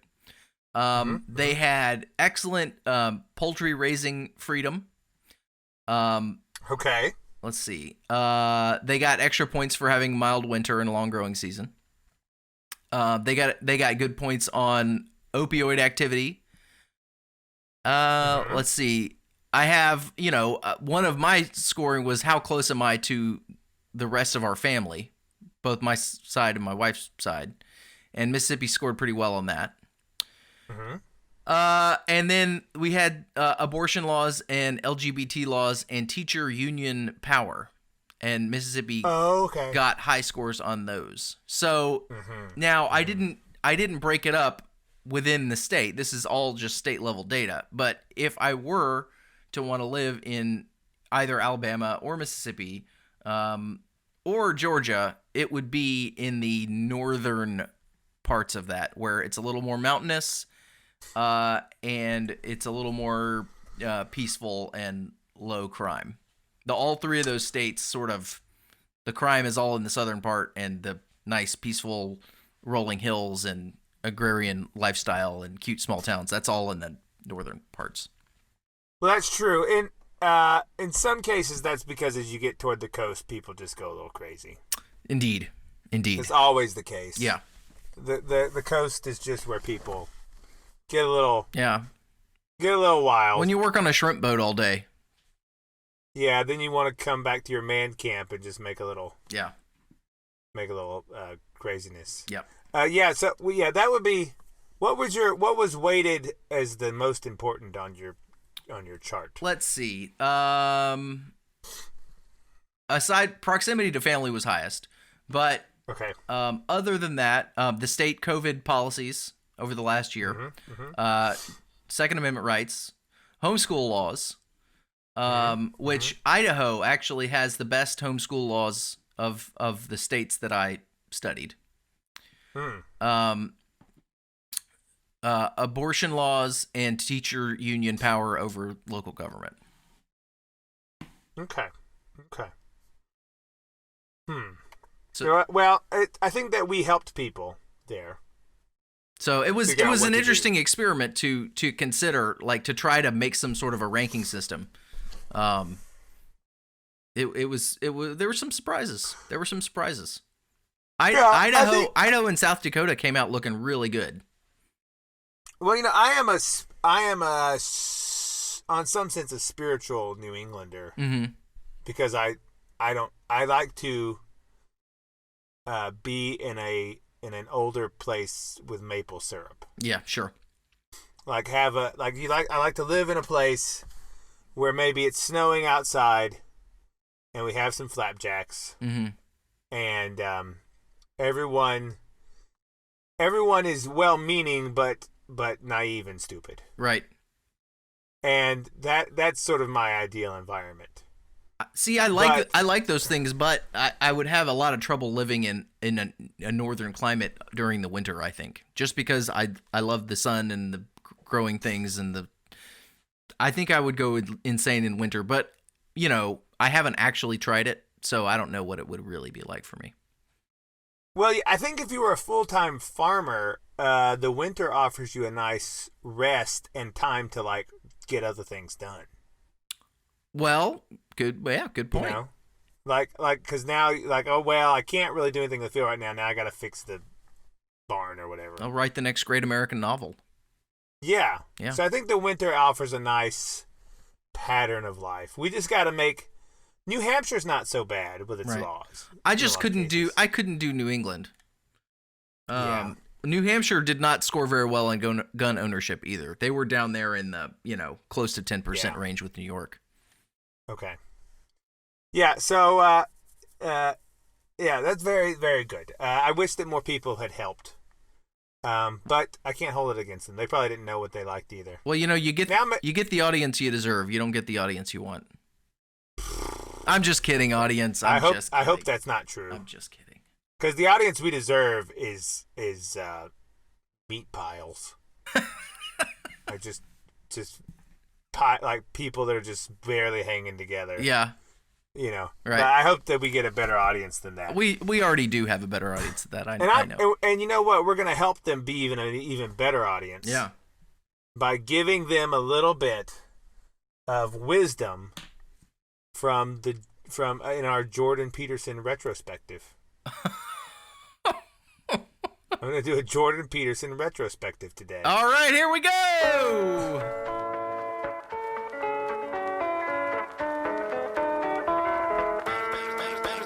better than alcohol, man. Yeah, the funny thing is, if you're trying to stop drinking, you need something better than alcohol. And alcohol's pretty good. So you better find something a lot better, man. Esteemable people do esteemable things. It's like, yeah, well, you want to figure out something that you're doing with your life that's worth not getting drunk and screwing up. You might say, well, why do people drink too much? If you like alcohol, that's a stupid question. Why do people drink too much? Well, because it's great. So why stop? Well, you do stupid things when you're drunk. You hurt yourself. You compromise your health. It's really hard on the people around you. You tend to turn into a liar, and it screws up your life. It's like, yeah, but it's pretty fun. Yeah, well, it is. But you need something better than that. And what's better isn't being straight and not making mistakes. It's like that's all prohibition in some sense. What's better is, no, you need an adventure, man. Alcohol is an interesting drug. Alcohol, it's a hell of a drug. Alcohol, it's a great drug. But the problem is, it's a great drug. No, you need an It's adventure, a great man. drug, and the problem you need to get out there and have something to do, something worth waking up for. Thank you, Akira. That's from Akira the Don and his Jordan Peterson drinking song. That's pretty awesome. Are you familiar with Akira? No. He does a lot of what a genre called meaning wave. Okay. Meaning wave. I'm gonna write right? that down. Akira, meaning wave. Here we go. Akira the Don, and he takes people's words, like a lot of their philosophical talks, and he puts them over like synthwave lo-fi music. Okay. And it's pretty good. He has some Marcus Aurelius. He has some like Alan Watts, because Alan Watts had a nice voice. Mm-hmm. People that have been like famous pop philosophers over the past, since we've had recordings. He puts in there and makes little nice songs out of it. Cool. So I enjoy Akira. Thank you, Akira. But yeah, today I was going to talk about, because Jordan Peterson is sort of back, but not really. Mm-hmm. But I think the Jordan Peterson phenomenon is over. Yeah. And there may be a round two. I don't know. But the main initial, and so I was going to do, on the internet these days, these things called retrospectives are all the rage. Mm-hmm. Where people that are like 38 look back on Legend of Zelda: The Ocarina of Time and go through how it was good or bad. Okay. Or their favorite TV show, like Twin Peaks. Yeah. Or whatever. And it's like retrospective. Was this what did this mean to me now that it's happened 20 years ago, right? Mm-hmm. And I somewhat ashamedly enjoy those. And will watch them a bit too much. Like I watched a very nice Futurama retrospective, which was strangely and probably unreasonably moving. And I was like, oh man, I'm really feeling like. Did you get a little misty? I got emotions like watching this Futurama. I was like, because he did a nice job connecting the show to moments in history that were happening and how the show was reflecting it. Okay, yeah. So that's what we're doing today with Jordan, because a lot of people were fans of Jordan Peterson. Mm-hmm. Jordan Peterson helped a lot of people. Mm-hmm. A lot of people were critical of Jordan Peterson. Yeah. Jordan Peterson damaged a lot of people. Yeah. And a lot of people felt betrayed by Jordan Peterson when he went into a drug bender and ran off to Russia for 2 years. Yeah. A lot of people felt that Jordan Peterson was hawking a meme diet Mm-hmm. when he was talking about just eating meat and salt and water only. Mm-hmm. A lot of people felt that his biblical lectures were great. A lot of people felt that his daughter was inappropriate, to say the least. What do you mean talking about my daughter? Yeah, that's a good voice, by the way. Thank you. That was a good Kermit. And a lot of people thought he was Kermit the Frog. Yeah. Which is an interesting overlap with the frogs, the Pepe the Frogs, Mm-hmm. that have happened. Yeah. So we're going to spend some time. We're going to look back on what the Jordan Peterson thing was about and how it has come. And of course, everyone remembers I think it was 2015. He's right when the sort of Trump thing was beginning to gain momentum.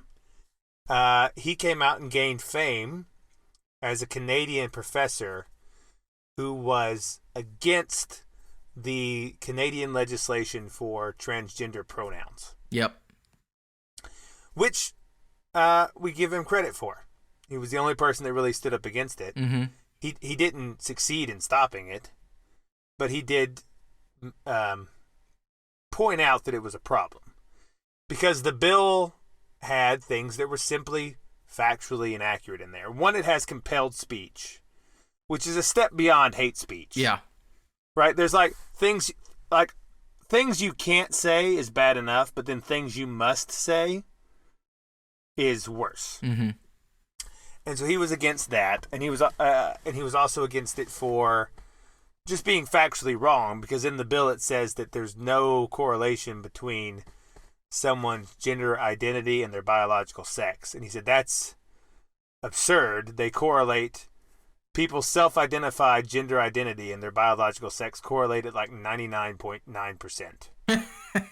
That's not true, right? That's simply factually inaccurate. And he was able to, because he was well-spoken, and he was occupied academia. He had the traditional markers of someone of high status.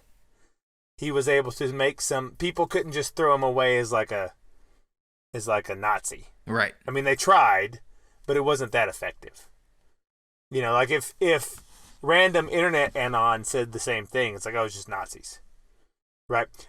So he gets props from me for doing that. And he took a lot of slings and arrows. He did, yeah, for that stance. Mm-hmm. You know, so and then he sort of, for whatever reason, because he had all these other lectures and stuff about meaning and the religious lectures and psychoanalysis. Mm-hmm.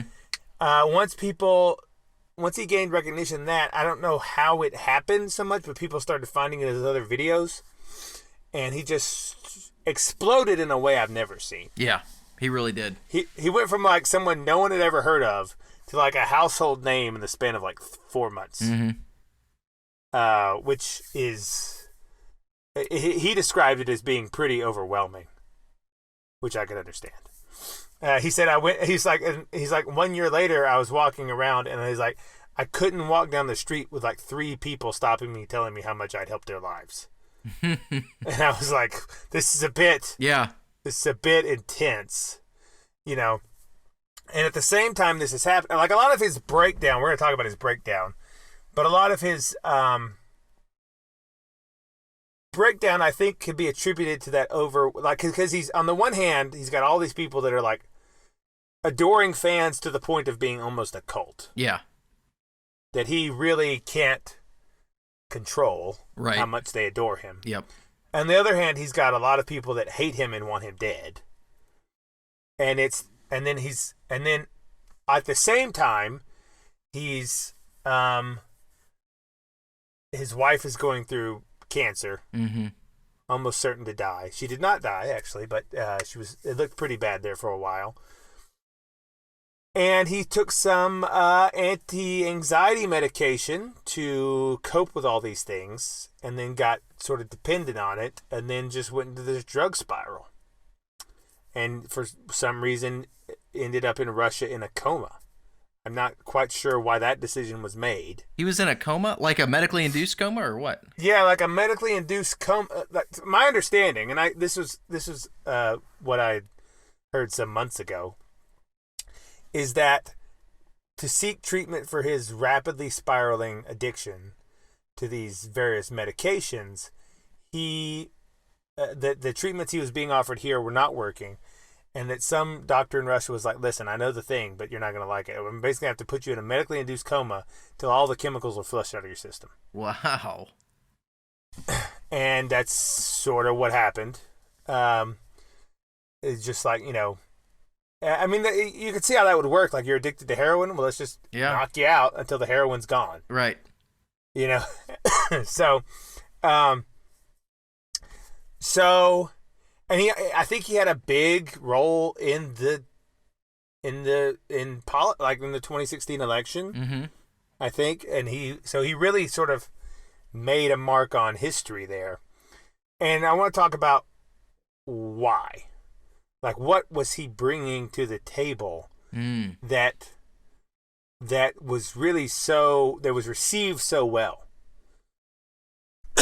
And I heard him talk about this not long ago, because he's returned in limited capacity. He started doing a podcast. Mm-hmm. Not as good as this show, frankly. Well, but it's a good show. It's understandable. And he was talking with Jonathan Pajot about these things, and he was like, he said himself, he's like, I couldn't figure out why what I was saying was resonating so hard. Maybe it was because I was talking to young people about responsibility, and no one had ever done that. Yeah.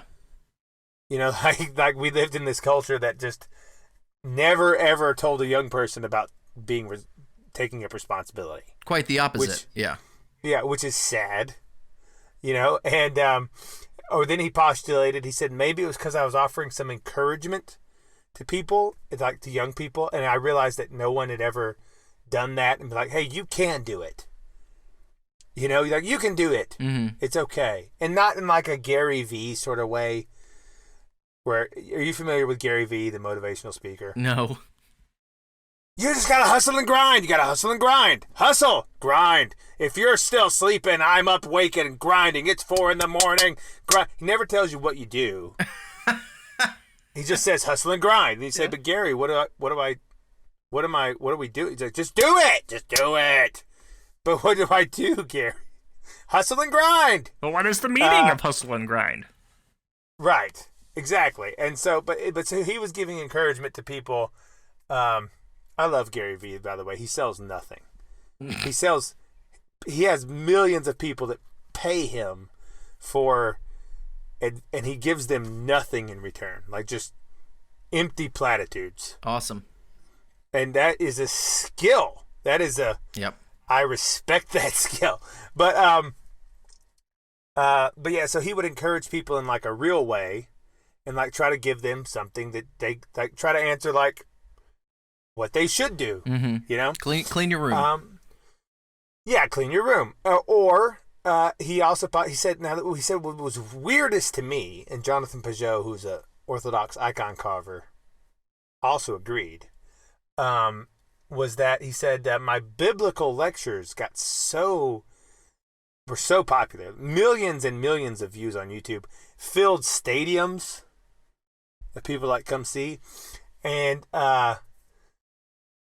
then he's like, and so I do this, and then like I get a book in the mail from Bishop Barron of the Catholic Church, who sent me a book that some of their priests have written, like rebutting my biblical lectures. and he said I couldn't help but feel that they were just somewhat jealous that people were more interested in the Bible from me than them. Yeah. And that's true, because he was like, I didn't, but see, the thing is, I don't see why they couldn't also make the Bible interesting. Right. And that is like, yes, if you can't make the Bible interesting, then you have it's the easiest book to make interesting. Indeed.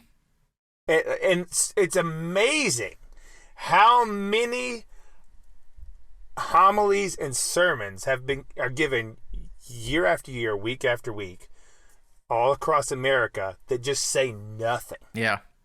They're just not. It's like they're like Gary Vee, just giving you empty platitudes, and then you say, "But what do we do?" And they're like, "Just pray more. Just do just the thing." And that's all they ever. It's strange, because the Bible's the easiest, but I think think you have to be a little brave to make it interesting, because if you start wading off into the deep territories of what the Bible's talking about, and like subtext and like meta meaning, and like people get uncomfortable. Oh yeah. Because you may be stepping on some deeply held idea of what God is, right or wrong, that they have. Mm-hmm. And it makes people upset. Like if you start talking about the emergence of the concept of God in the Israelite people of the Old Testament as it comes out of the wider Babylonian tradition of, like, you know, the god El and all this stuff, people then start to feel like, oh, well, you're just saying that this god is just one of the other mythological gods. It's like, no, but if it sounds like that, the walls go up. Exactly. Yeah. If it sounds like, and so I think that a lot of pastors and priests that are have had a lot of trouble with these things. Like if you then start talking about Christ as symbol, people are like, oh, you mean he's just symbolic? And then like, no, but you can be a living, like you can be a symbol and be real. Mm-hmm. But see, like people are so, I think one problem in church is that you're always sort of talking to the lowest common denominator. Yeah. And it makes it difficult. But maybe you shouldn't. Maybe you should just say, look, you guys got to learn to deal with this stuff. You know, like we have to talk about things. But I think that's crippled, that these walls going up when people hear things, and like this hyper focus on like making sure that my particular pastor is orthodox, whatever I think that is, sort of stymies conversation. Yeah, I see what you mean. Right, because people are like, all right. Like this guy, I forget his name. He wrote a great book. It was called Jesus Christ, Symbol of God. And he said, I got into so much trouble. He's like, he was a Catholic guy, and he's like, I actually got contacted by the Vatican. And they're like, now, what do you mean? And it's like, if I had said image of God, or no, it was Jesus Christ, icon of God. Mm-hmm. And if I had said image of God, it would have been fine. But I used the word icon to connect it to an artistic thing. And then people were like, he just means that he's just a representation. He's denying the divinity of Christ. And they didn't even read my book. It was just the title. Right. And I was trying to connect the image of God, to like this artistic mode. Right? And that sort of thing, that sort of knee-jerk thing, which I understand because you've got people like James Martin running around calling God our mother in heaven. Oh, no. Right? Or whatever. Or just as bad. Right? And so I understand this knee-jerk reaction to like people's, but it's a double-edged sword. Yeah. So that's one and then the other thing is Jordan Peterson really brought some, I think a popular misconception of Peterson was that he was basically just doing the Joseph Campbell thing redux, just talking about like the mythological hero and the hero's journey and archetypes. Gotcha. Yeah. Or that he was just Jung warmed over. I mean, right? that's somewhat valid. Somewhat valid. However, Jung warmed over is still pretty intense. If you ever read, you ever read Carl Jung? Carl Jung was that dude was out there. Yeah, I mean, have you ever read Ion? No. I did do it. We did a whole show on Ion. Okay. Because Ion is like, and Peterson made this exact point one time talking about Ion. He said no one has ever critiqued Ion because it's uncritiquable. It's basically a book where Jung goes through and he lays out, here is the classical and pre-Christian world of astrology and mythology, and here's the post-Christian and like the Middle Ages, and here's the modern view of astrology, and folklore, and like he ties in like Bigfoot and all that. And he puts and he lays out so many connections that it's like beyond statistically impossible. Okay. If they're just random chance, the constellations described by the constellations described by the ancient Greeks, and the way that like which ones relate to which one is the same as in the Book of Revelations, which is the same in the Hindu Third Age myth. It's like he just goes around and like you can't critique it. It's just like because he just lays it out for you, and then you say, this is clear like this is a thing so big there's no conspiracy behind it. Yeah. Like there's no group putting this together. But also all of these things are impossible to have been just random chance connections. And there's some sort of meta story playing in the background of the whole cosmos that involves the human tradition and all the human traditions that is somehow coherent. And then you're like, woo, you just don't know what to do with it. I mean, Ion is truly, it's like, whoa, whoa, it'll make you insane. Because you're just like, when you, and so even if he was just Jung warmed over, he's still bringing back Jung, which because psychology just wrote Jung off. Mm-hmm. They don't really like to talk about him because he's doing things like, very spiritual things, and he talks about like alchemy, and weird stuff. Now psyche was the soul. It's like Latin or Greek for the soul, right? Mm-hmm. So he's really doing what psychology would mean, which would be the study of the soul. But now we just want to make it like about your neuroses or whatever. What a more interesting world it would have been if Jung had won out over Freud for the driver's seat of the field of psychology. It would be a lot more interesting. I think Freud is a lot easier because he's just like, listen, everything is just your sexual frustrations. Yeah. Which resonates with a lot of people because a lot of people have sexual frustrations.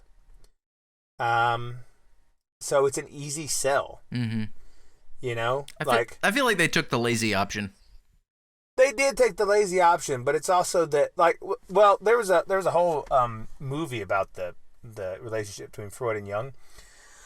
And in the movie, which appears to be what he was actually saying to Jung, was like, you got to stay, if we want to be taken seriously as science, we need to stick to like things people understand. Mm-hmm. You can't be going off about star alchemy and get this discipline going. Yeah. You know, people are just going to be like, you're a crazy person. But he would sit in the office, and this is a true thing that happened. They were talking in the office. They were having this argument. This is when their relationship broke apart, Freud and Jung. And they were having this argument about the direction psychology should go. And Freud is saying, and it's specifically about a recent article Jung had published about synchronicities, which is meaningful coincidences, mm-hmm. and what they would mean to the fabric of like the universe.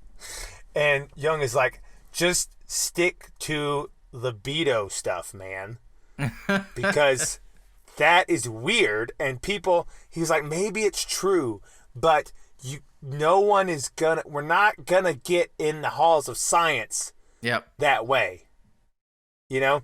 And Jung is like, he's like, but it needs to be there. And then there's this loud pop that comes from the bookcase, like a pop sound. Mm-hmm.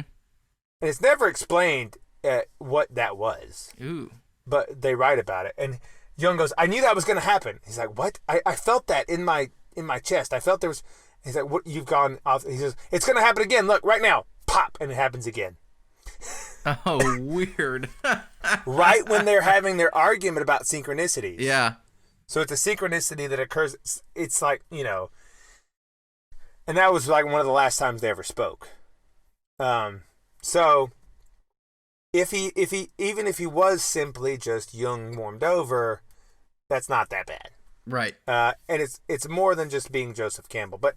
But I think he also had a few, or maybe even more than a few, real interesting insights that he brought, Jordan Peterson, to the discussion. And I want to go through some of those. One, his critique of postmodernism.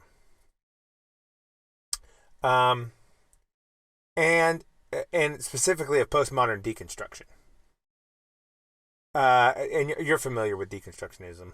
Yeah, sort of.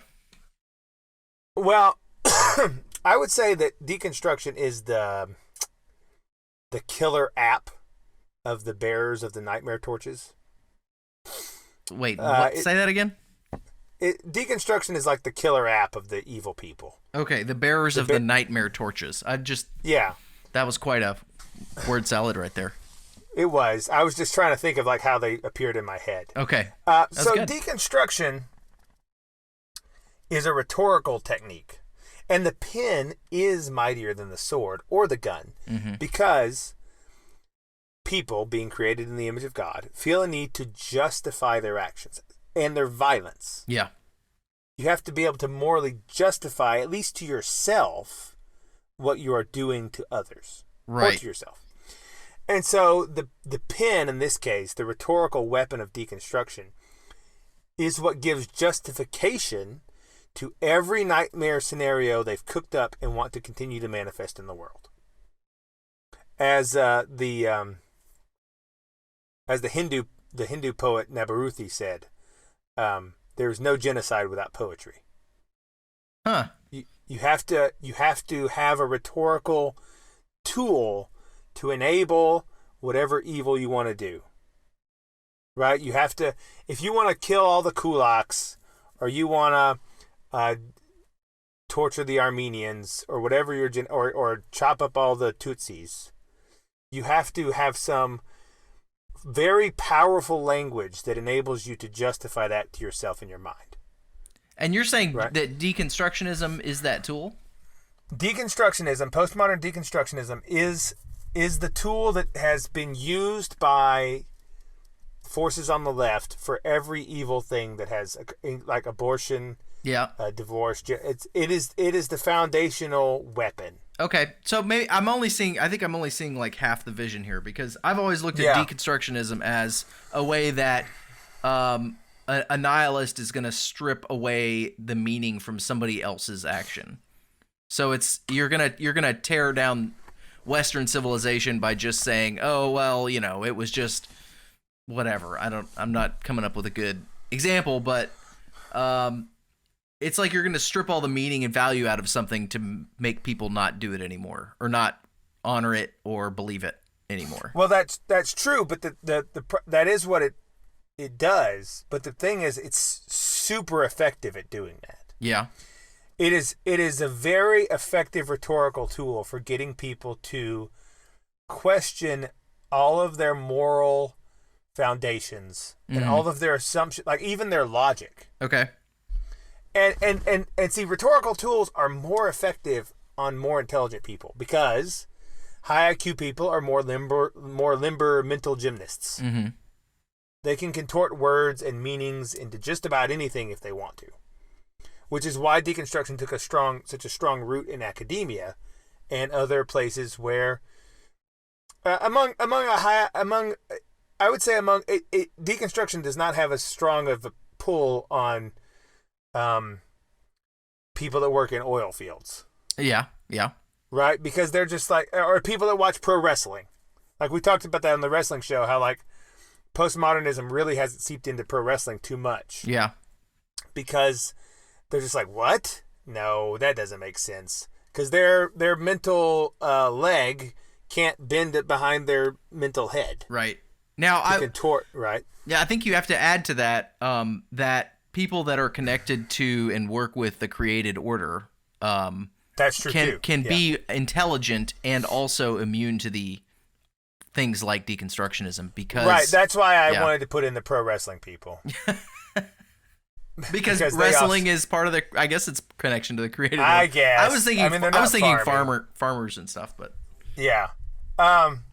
So and it's and one of the things is they haven't, conservatives or whatever you want to call them, just normal people, have failed to fight this monster. Yeah, true. And so the monster has grown, which is a very Petersonian thing. He says if you don't confront the dragon gets bigger, right? And they don't. I don't know that I blame them for not confronting it, because really to understand deconstruction, you have to be high IQ, but then to go beyond it and say, no, this is actually stupid, you have to be really quite sharp. Mm-hmm. I mean, you have to, and not only quite sharp, but rhetorically eloquent. You have to have a sharp tongue, because these things are so fundamental to how people think. Yeah. That when you start digging in there, it's you really got to be precise. And there's certain things I tend to think of rhetoric and dialectic as dialectic is the more technical sort of lower level argument as compared to rhetoric. And I think that dialecticians and people that are just heavily weighted toward dialectics and dialectical thinking are more susceptible to things like deconstructionism than those who have either maintained a healthy relationship with the created order and or people that have transcended dialectics and also have a mastery of rhetoric. Yeah, if you have both. Yeah. If you have both, and then if you want to use both for evil, right? You can really do some damage. I mean, it's like I'm gonna go into Peterson mode here, but I can't do the voice like you do. So, imagine him saying it's like the three billy goats gruff. Right? It's like the three billy goats gruff. You're really good at that. That sounds good. So the first two billy goats, you know the story, right? They kick the can down the road. Yeah. They don't want to deal with the monster, the troll. Mm-hmm. He's big and he's scary. So they just want to go to where there's greener pasture on the other side. And that's fine. And so they say, look, don't bother with me. I'm not the hill to die on. I'm not worth your time. You're a big monster. You need big food. My brother's coming behind me, eat him. And that's what our culture did. Every time deconstruction reared its head, conservatives who didn't really know what to do with it said, this isn't the hill to die on. This is not the hill to die on. They just have Ben Shapiro voice going, really? Really? We're going to worry about divorce now? Oh, we're going to make a big stick about it. Is this really the hill you guys want to die on? I mean, come on. Seriously. Yep. Seriously. That's why I hate Ben Shapiro. It's stuff like that. Right, but that's conservatives still do that. I know. It's a huge problem. Huge. Eric Erickson called out. Same crap. Eric Erickson down in Atlanta. Yeah, same Eric deal. Erickson is just a coward. Yeah. Or he doesn't know what to do and is saying, well, I think a lot of it is they don't know how to deal with deconstruction. Yeah. They really just don't know. It's like if you have a weapon and you don't know what the shield is for that weapon. Mm-hmm. And so that we just kick the can down the road, and then eventually the troll gets to your biggest values, your most core things that underpin the whole of society. And in the story of the Billy Goat's Gruff, that's when the values fight back and they boot it off. But will our society do that? Not looking the best. Right? Yeah. So, and I'm not stretching that story at all. I'm going to be full Peterson here for this segment. Because to demonstrate something, if you demonstrate why something is wrong, demonstrate literally means demonster. Demonstrate comes from the same root as monster. Mm-hmm. And you take the monster out of it when you demonstrate and you show what something is. Yep. Because a monster, classically, we've talked about this before, is an unidentified beast. If you've never heard of an alligator before and one swims up to you in the river, it's a monster. Yeah. It's an alligator swimming beside you is scary regardless, right? But if you understand, alligators exist, there are alligators here, here's how alligators behave, and here's how I can mitigate the risk of alligators, then the danger posed by the alligator drops to almost zero. Yeah. Right?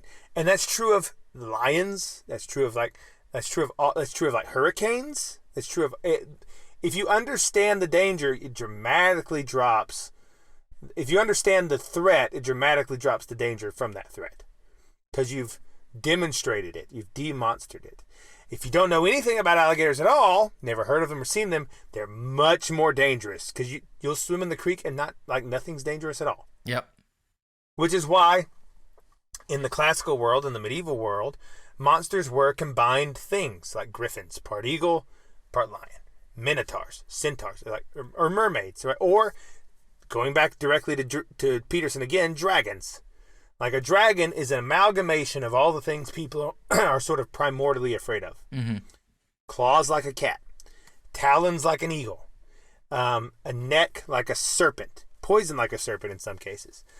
It breathes fire, which people have always been afraid of, right? It's sort of like the ultimate combination of all the things that kill us, and that's why it's a monster. And that's why Satan himself, evil itself, is represented as a dragon. Or as similar weird combined beasts coming up out of the water with 7 heads and whatever. Right? Because you don't understand what you're dealing with, that is precisely what makes it so dangerous. Because you can't really you can't focus in on it. It's like, is it a cat with claws? Is it an eagle? Is it a snake? It's like, I don't know what I'm dealing with here. It's sort of amorphous. It's like that song, Sympathy for the Devil. Yeah. Pleased to meet you. Hope you guess my name. Right? Mm-hmm. And then but what's puzzling you is the nature of my game. What's puzzling, stuck around St. Petersburg when I saw it was time for a change. Killed the Tsar and his ministers. Anastasia screamed in vain. Right? And that's what's puzzling you is the nature, because the devil operates by wrapping people up in lies and confusion, which is why he's called the father of lies. He contorts the logos, the truth, to justify whatever sin you want, because you have to justify it because you're made in the image of God. You have to act like you're a moral agent, but you can twist it round and contort the truth to then enable you to do evil. And that's the whole game of the devil. It's like I shouted out who killed the Kennedys when after all it was you and me. Like that's what they'll do the evil and they say, what happened here? What was it? Who did this? And what our society's doing, what the evil in our society is doing is they're dismantling everything and looking around and pointing fingers at other people. It's the same playbook. So go into detail a little bit about how postmodernism and deconstructivism is a positive means to enable, Sure. a genocide or whatever. Okay, so deconstruction begins in the 60s with a French dude named Derrida, and Jacques Derrida, and it comes out of a collective realization of the school of literature, from like literary and textual analysis. And the thing about deconstruction is it is not wrong, right? It is what they're saying is true. And they realized in the 60s that there are infinitely many ways to interpret a text. Mm-hmm. And that is true. That's one of the reasons there are so many, and this is why people don't know what to do with it, because what they're saying is true. But you can figure this out. There's a reason there's so many different religious sects. Like there's so many different Christian groups all reading the Bible and going, yep, this confirms exactly what I thought. Like they read it and they come away, they can read the same book, come away with different ideas of what it's saying. Same in Islam. Everyone's reading the same Quran, yet you have your Alawites and your Twelvers and the various orders of Sufis, and the Buddhism, same thing. Same foundational text in most cases. All these different sects, people that don't even get me started on Hinduism. Endlessly branching tree. Yeah. Right? But it goes beyond just religion. There's infinitely many ways of reading any text, like Shakespeare. Is Hamlet insane? Is he crazy? In the universe of Hamlet, you can read it and say, oh yeah, well, this is all very reasonable and his actions are correct because the ghost of his father came and told him what happened. Mm-hmm. Or you could be like, he's insane, ghosts aren't real, he's grieving and having hallucination. and acting out of madness. Yeah. Or he didn't even hallucinate the ghost. He just conjured up that fantasy in the story of his dead father to give justification to others for what he's doing and about to do in the future when he takes over. Right? And then, which is correct? Take your pick. Right? That's been what Shakespearean people have argued about, that the reality in the Shakespearean universe of his ghost sighting for ages. And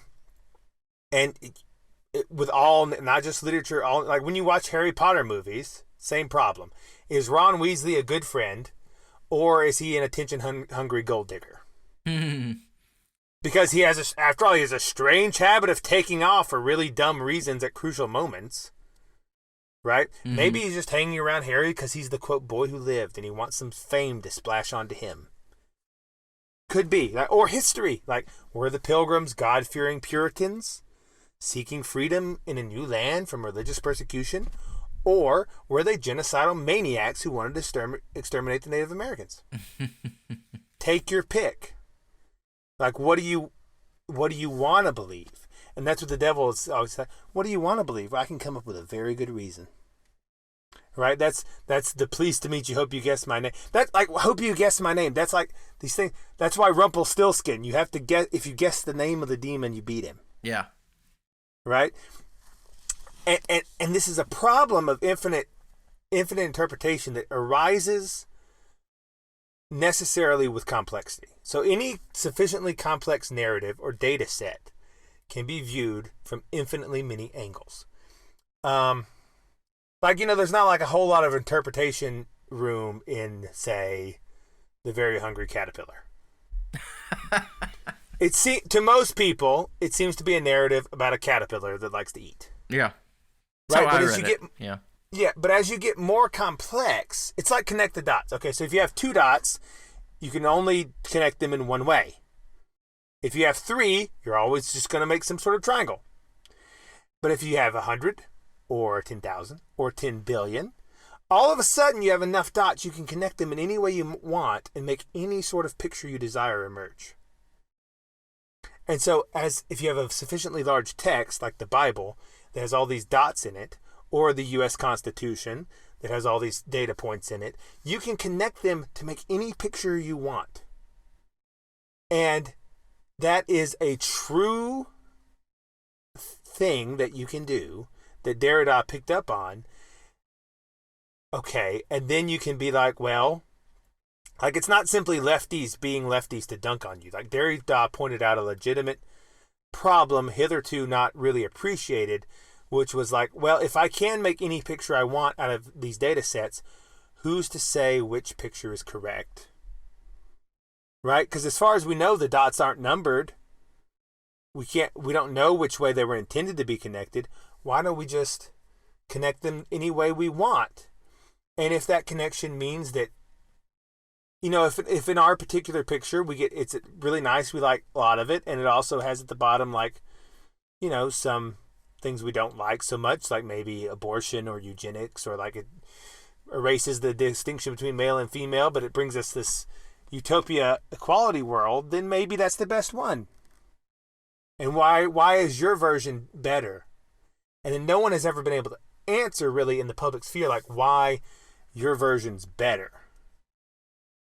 And the same thing was sort of happening at the same time in the computer sphere and computer science, right? Because in the 50s, people were super overly optimistic about AI. They just took it for granted. Like if you watched 50 sci-fi movies, they took it for granted. Oh, in 20 years, yeah, we'll have robots. They walk around and cook breakfast.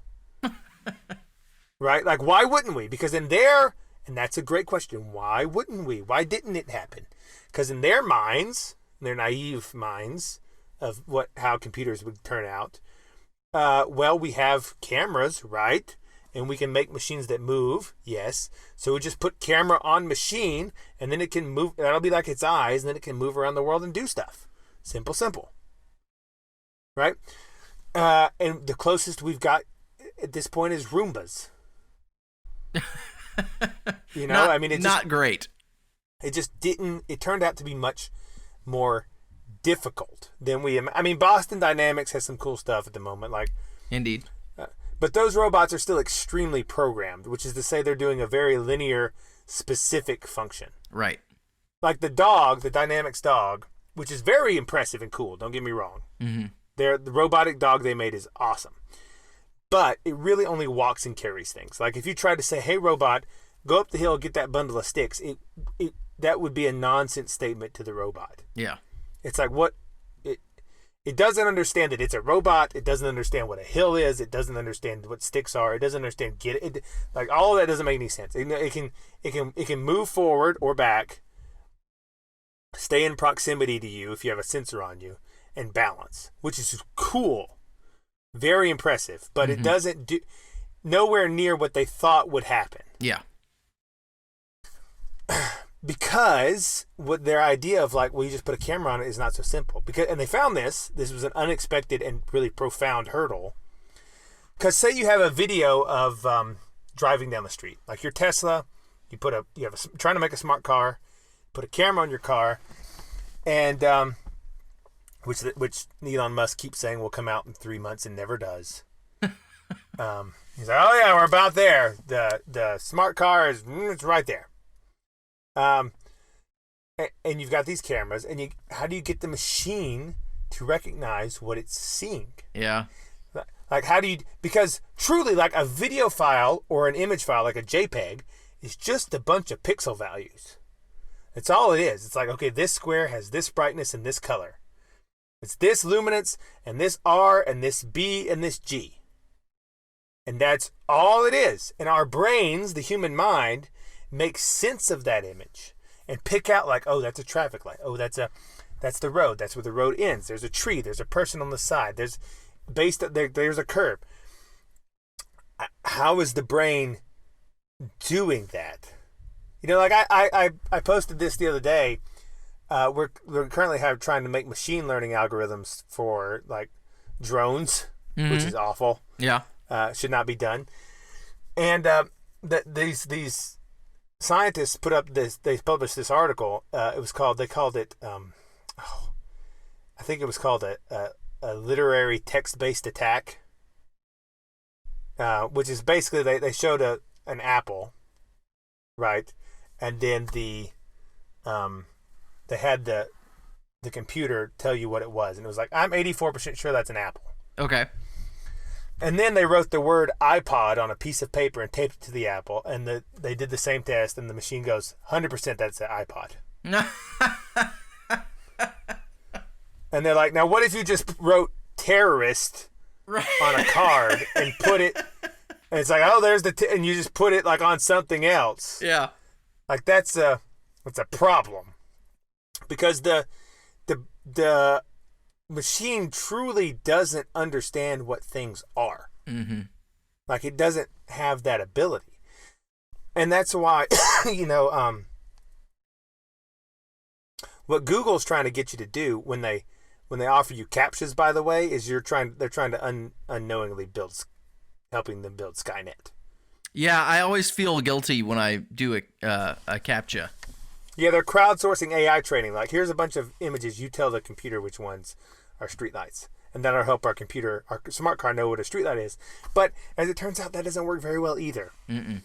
Because just as with textual analysis issue, there's literally infinitely many ways of viewing a streetlight. You can look at it from any angle. You can look at it from near or far, nice lighting or dark, illuminated by headlights or not, through fog or not, through rain or not. And in each and every case, the pattern or the pixel values change dramatically. Yep.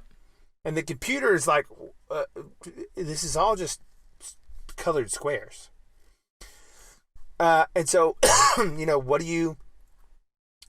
how do you get them to understand what things are?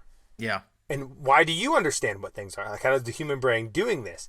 And this has been a problem for a really long time. Well, there's a sensor we're not accounting for. That's my solution to this. Okay, maybe. But so one of the ways you can get the computer to actually do it a little bit is pragmatism. which is, I mean that in like a philosophical sense, the philosophical sense of pragmatism, which pragmatism says, like, it encounters this problem. And it says it's ontology, like what things are. Like, well, what can you use it as? That's what it is.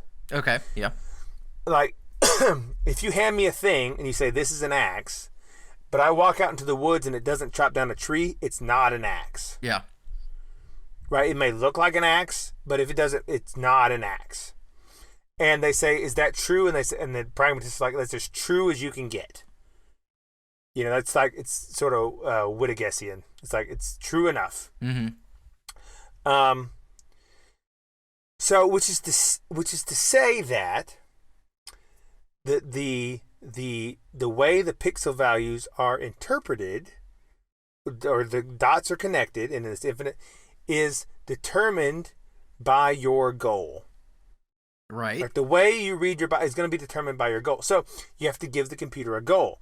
Maybe that goal is manipulate these pixel values until it comes into some sort of shape that users doing captchas will recognize as a cat. And that they will click on the word CAT and it will do this over and over again, doing innumerable iterations, honing this skill until it can deepfake a cat. Mm-hmm. And then it has a quote-unquote understanding of what a cat is. And it can sort of use that to pick out a cat from a swirl of pixel values. Not as good as we can, even close really. But it can start to head that direction because you gave it a goal to do. Okay. And it's the same for babies. Like, babies figure out who their mother is because that's where the food is. Yeah. Like a baby's in the same situation as the computer. It's like there's this swirl of visual information. And how does it's all just light, and it's all undifferentiated. It's like, why does the baby know where the border is between the wall and the floor, or between their mother and like the bed? Like, it's just all this, like, how does it learn the difference? And it's because it wants the food. So it has the goals like food. Okay, now their brains start to rewire to interpret all the visual inputs they see, their own pixel values, so it in such a way that maximize their odds of getting food. As an aside, maybe that's why nobody can remember being a baby, is because nothing they saw made any sense. Yes, I think that is a very reasonable thing to consider. It's like, because it's all just a wash of color. There's no narrative yet, right? It's just a wash of sensations. You have to organize the world before narrative can even begin to happen. And so babies who do this skill better are more or less of what we call high IQ. It's not simply that having a strong emotional bond with your mother gives you a high IQ. Mm-hmm. That does help. But it's really that babies who are able to successfully manipulate their mothers into caring for them better have a high IQ. Because they learn faster, are like, oh, if I do this, then the weird shape that makes the goo-goo sounds will make the discomfort in my stomach stop sooner. Yeah. And they begin to form these connections, right? And so I was talking with a friend recently about this problem, and he mentioned that when he went to Thailand, he sort of re-entered that experience of this sort of primordial blur. He was walking around. At first he didn't recognize anything. Like, the whole city's this giant undifferentiated bustle. Mm-hmm. People don't speak words he understands. The signs are gibberish. And he started to do what he was like, I'm hungry. And he's noticed that the first words he started learning were like this words for restaurant. Because, like, that's his brain is picking now, but that's his goal, was to get the food. Yeah. And so that's how the word. But what if your goal was to murder someone? Like, he was a hitman sent to Thailand. He might, instead of picking out food first, his mind might start to actually tease out like words for hospital, or like the address of his mark or whatever. Mm-hmm. Like, because it's the same data set, but the world reorganizes itself to show you your goal. Okay. Right? Which is, as an aside, why psychedelics work, because they temporarily shut down your patterns that you've ingrained and allow you to put together the world in a different way. Interesting. Yeah. So what happens then is that, so if you want to, the answer to postmodernism is it depends on your to deconstruction is your goals. Like, well, I can interpret the Bible any way I want, or I can interpret the Constitution any way I want. It's like, yeah, you can. And the way that you will connect those dots depends on what your goal is. So if your goal is the beautiful and the true and the good, you will interpret the data in one way. If your goal is destroy society, you will interpret the data in a different way. Like if you feel that life is good and worth pursuing, then the data set of the scriptures will come to you in one way. If you want to see it in a way that it makes it where life is awful, you have a different goal. Your computer program has a different goal, and it will connect the dots in a different way. And you can do either one you want. That's the thing. Like if you want to see the Constitution as something that enables people to have freedom, you can. If your goal is to use it to twist the words such that people are enslaved, you can also do that. Right. And so one of the solutions to deconstructionism that Jordan Peterson sort of brings out is like, well, when people say this, it's like you have to have your goal is what determines your interpretation, and you get to set the goal. That's the thing.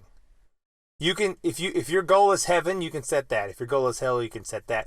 And the universe will offer you sufficient data to justify either one. Does that make any sense? Yes, but like, then what's his rebuke of this then? So his rebuke of it isn't that, like, well, that's the thing. There isn't a rebuke of deconstructionism. Like, it's just true. You can interpret things any way that you want to. It's just that. So he's sort of laying it bare of how it, how society is really functioning and why people are doing the things that they do. Right. The people that are trying to reinterpret the past to make everything seem awful are doing so because their goal is to see the world as awful. Right. They're not pursuing truth necessarily. They're taking their base desires and using this powerful tool of deconstructionism to reinterpret the facts of the world to validate their goal. See, it even gets into like what truth is, because it's like, well, if you can connect your dots in any way, then what is truth? And the solution that he offered there is that, well, there are some things. There's notably one thing, and this is also, I think, you get into it doesn't solve, but it gives you some insight maybe to think about the problem of pain. He said there's one thing that no one really argues against, which is suffering. He's like, when you're in pain, I've never met anyone who thought it would be not better if the pain stopped. Yeah. No one has ever said that. Like, it would be better if this suffering stopped. And so what you can say is, well, what is true is what solves the problem of suffering to the greatest degree. Now, what then happens is that you're like, but see that to do that, sometimes you have to personally sacrifice for the it's sort of hard to say, but like sometimes what makes your suffering less right now brings you more suffering in the future. And so people that have an active faith that the future can actually be better are more willing to do that sacrifice. That may not make the most, but kind of getting into time preferences and things like that.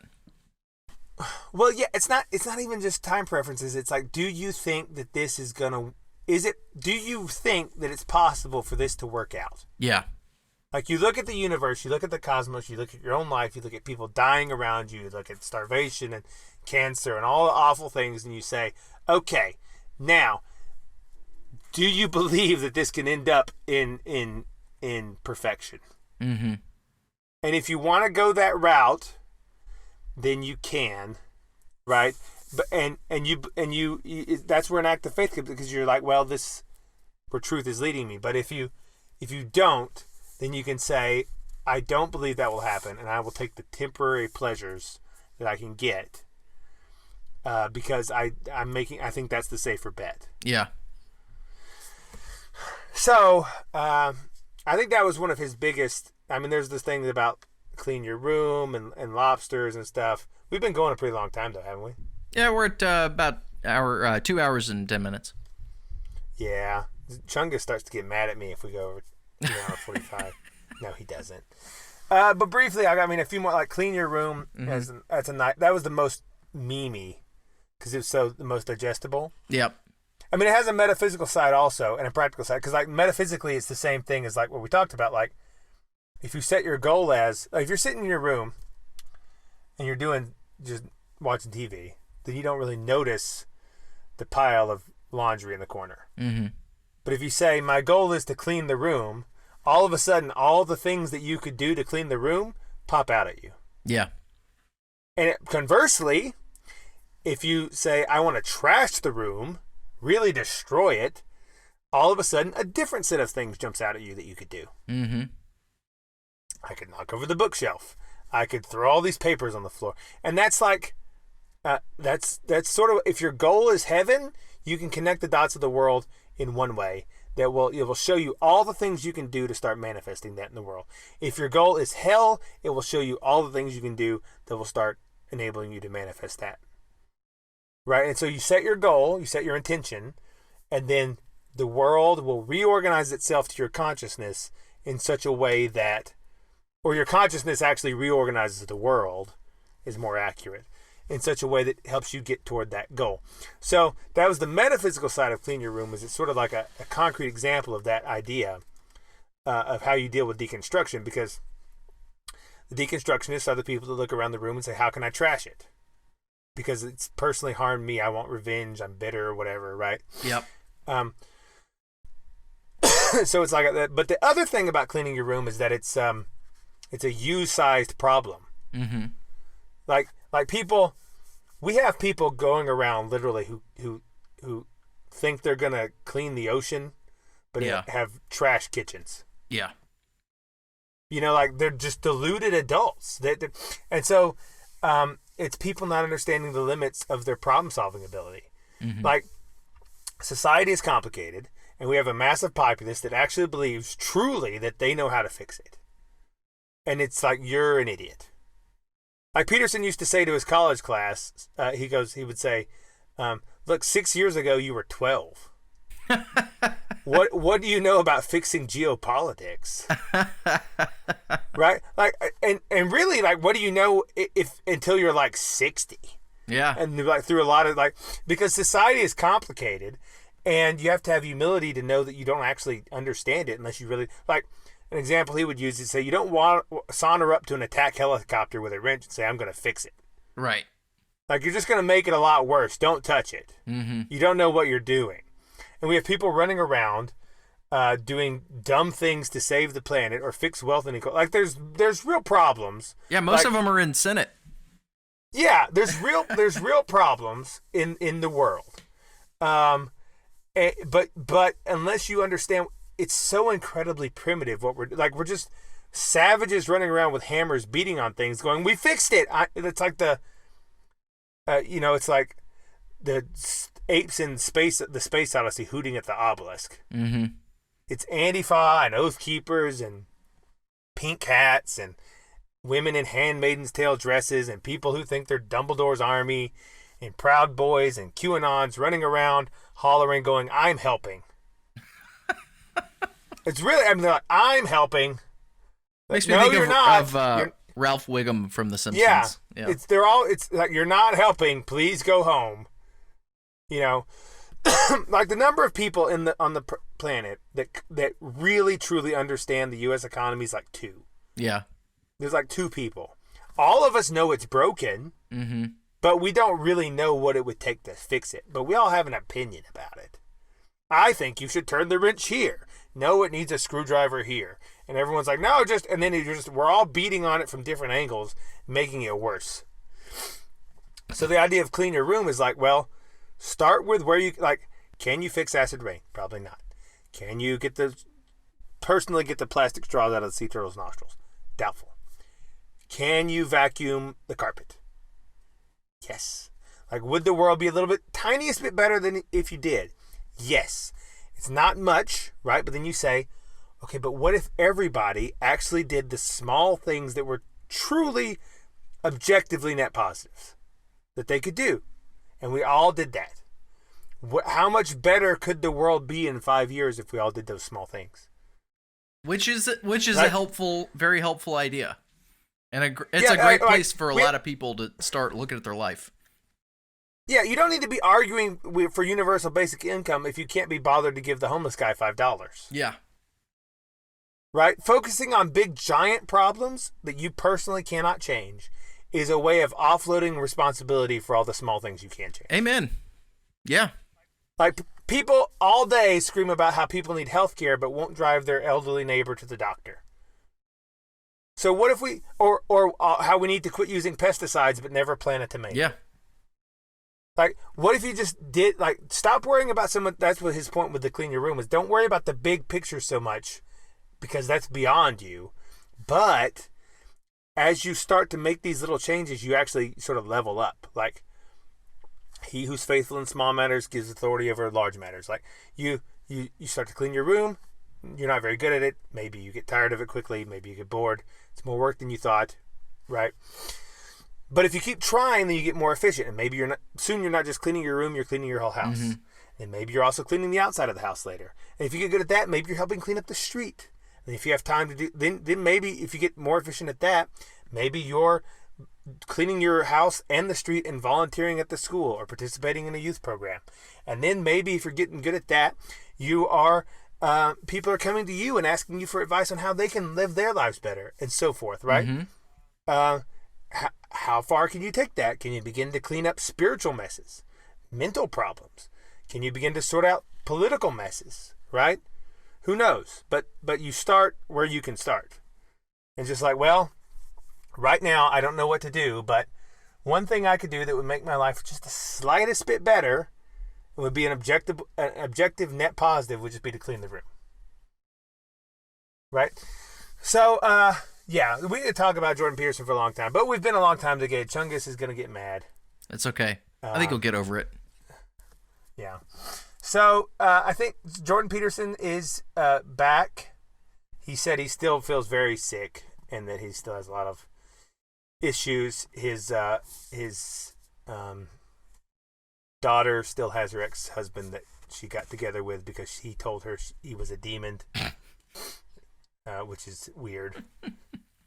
Like, that was his come on line, apparently, was like, I have a demon inside me. There are some problems with the Peterson house, no doubt. Yeah, but, there's problems in all of our houses. Yeah. I'm not going to throw stones. Yeah. Clean your room is still is good advice. And that was always my favorite advice. Angle of his was that just take care of your own business first and handle things that you can handle. He had a lot of good advice. It just is it's a little ironic that the guy preaching personal responsibility fell into a giant drug addiction. But what are you gonna do? What are you gonna do? What are you gonna do? Maybe that was just what needed to happen. I think I'm gonna wrap. I'm gonna wrap this show. How about that? That's good. I want to tell Duke of Alba to grow his hair out. Grow your hair out, Duke of Alba. We want to see some locks. I believe in you, man. You can do the beard thing, or not. You're gonna look great. Yeah. Also, shout out to Ruckus. Ruckus, yeah. Hey, he did a really interesting show on what is time and opinions about what time is and how time works. Yeah, it was a two-parter. I really enjoyed that, Ruckus. It was good. And to Chopper, I miss Chopper. I need to get back and talk. Good old Chopper. Yeah, I talked to the Boiler Room crew recently. They said they'd like to have us back on, soonish. Yeah. So maybe we'll make that happen. Good. Okay. Peace and love, everybody. Peace and love. You're all lobsters to me. Everyone's a lobster. I'm the walrus. Bitcoin is actually a clock. We'll have to do a show about that. No more Bitcoin shows for Boatin'. I know, it's a problem.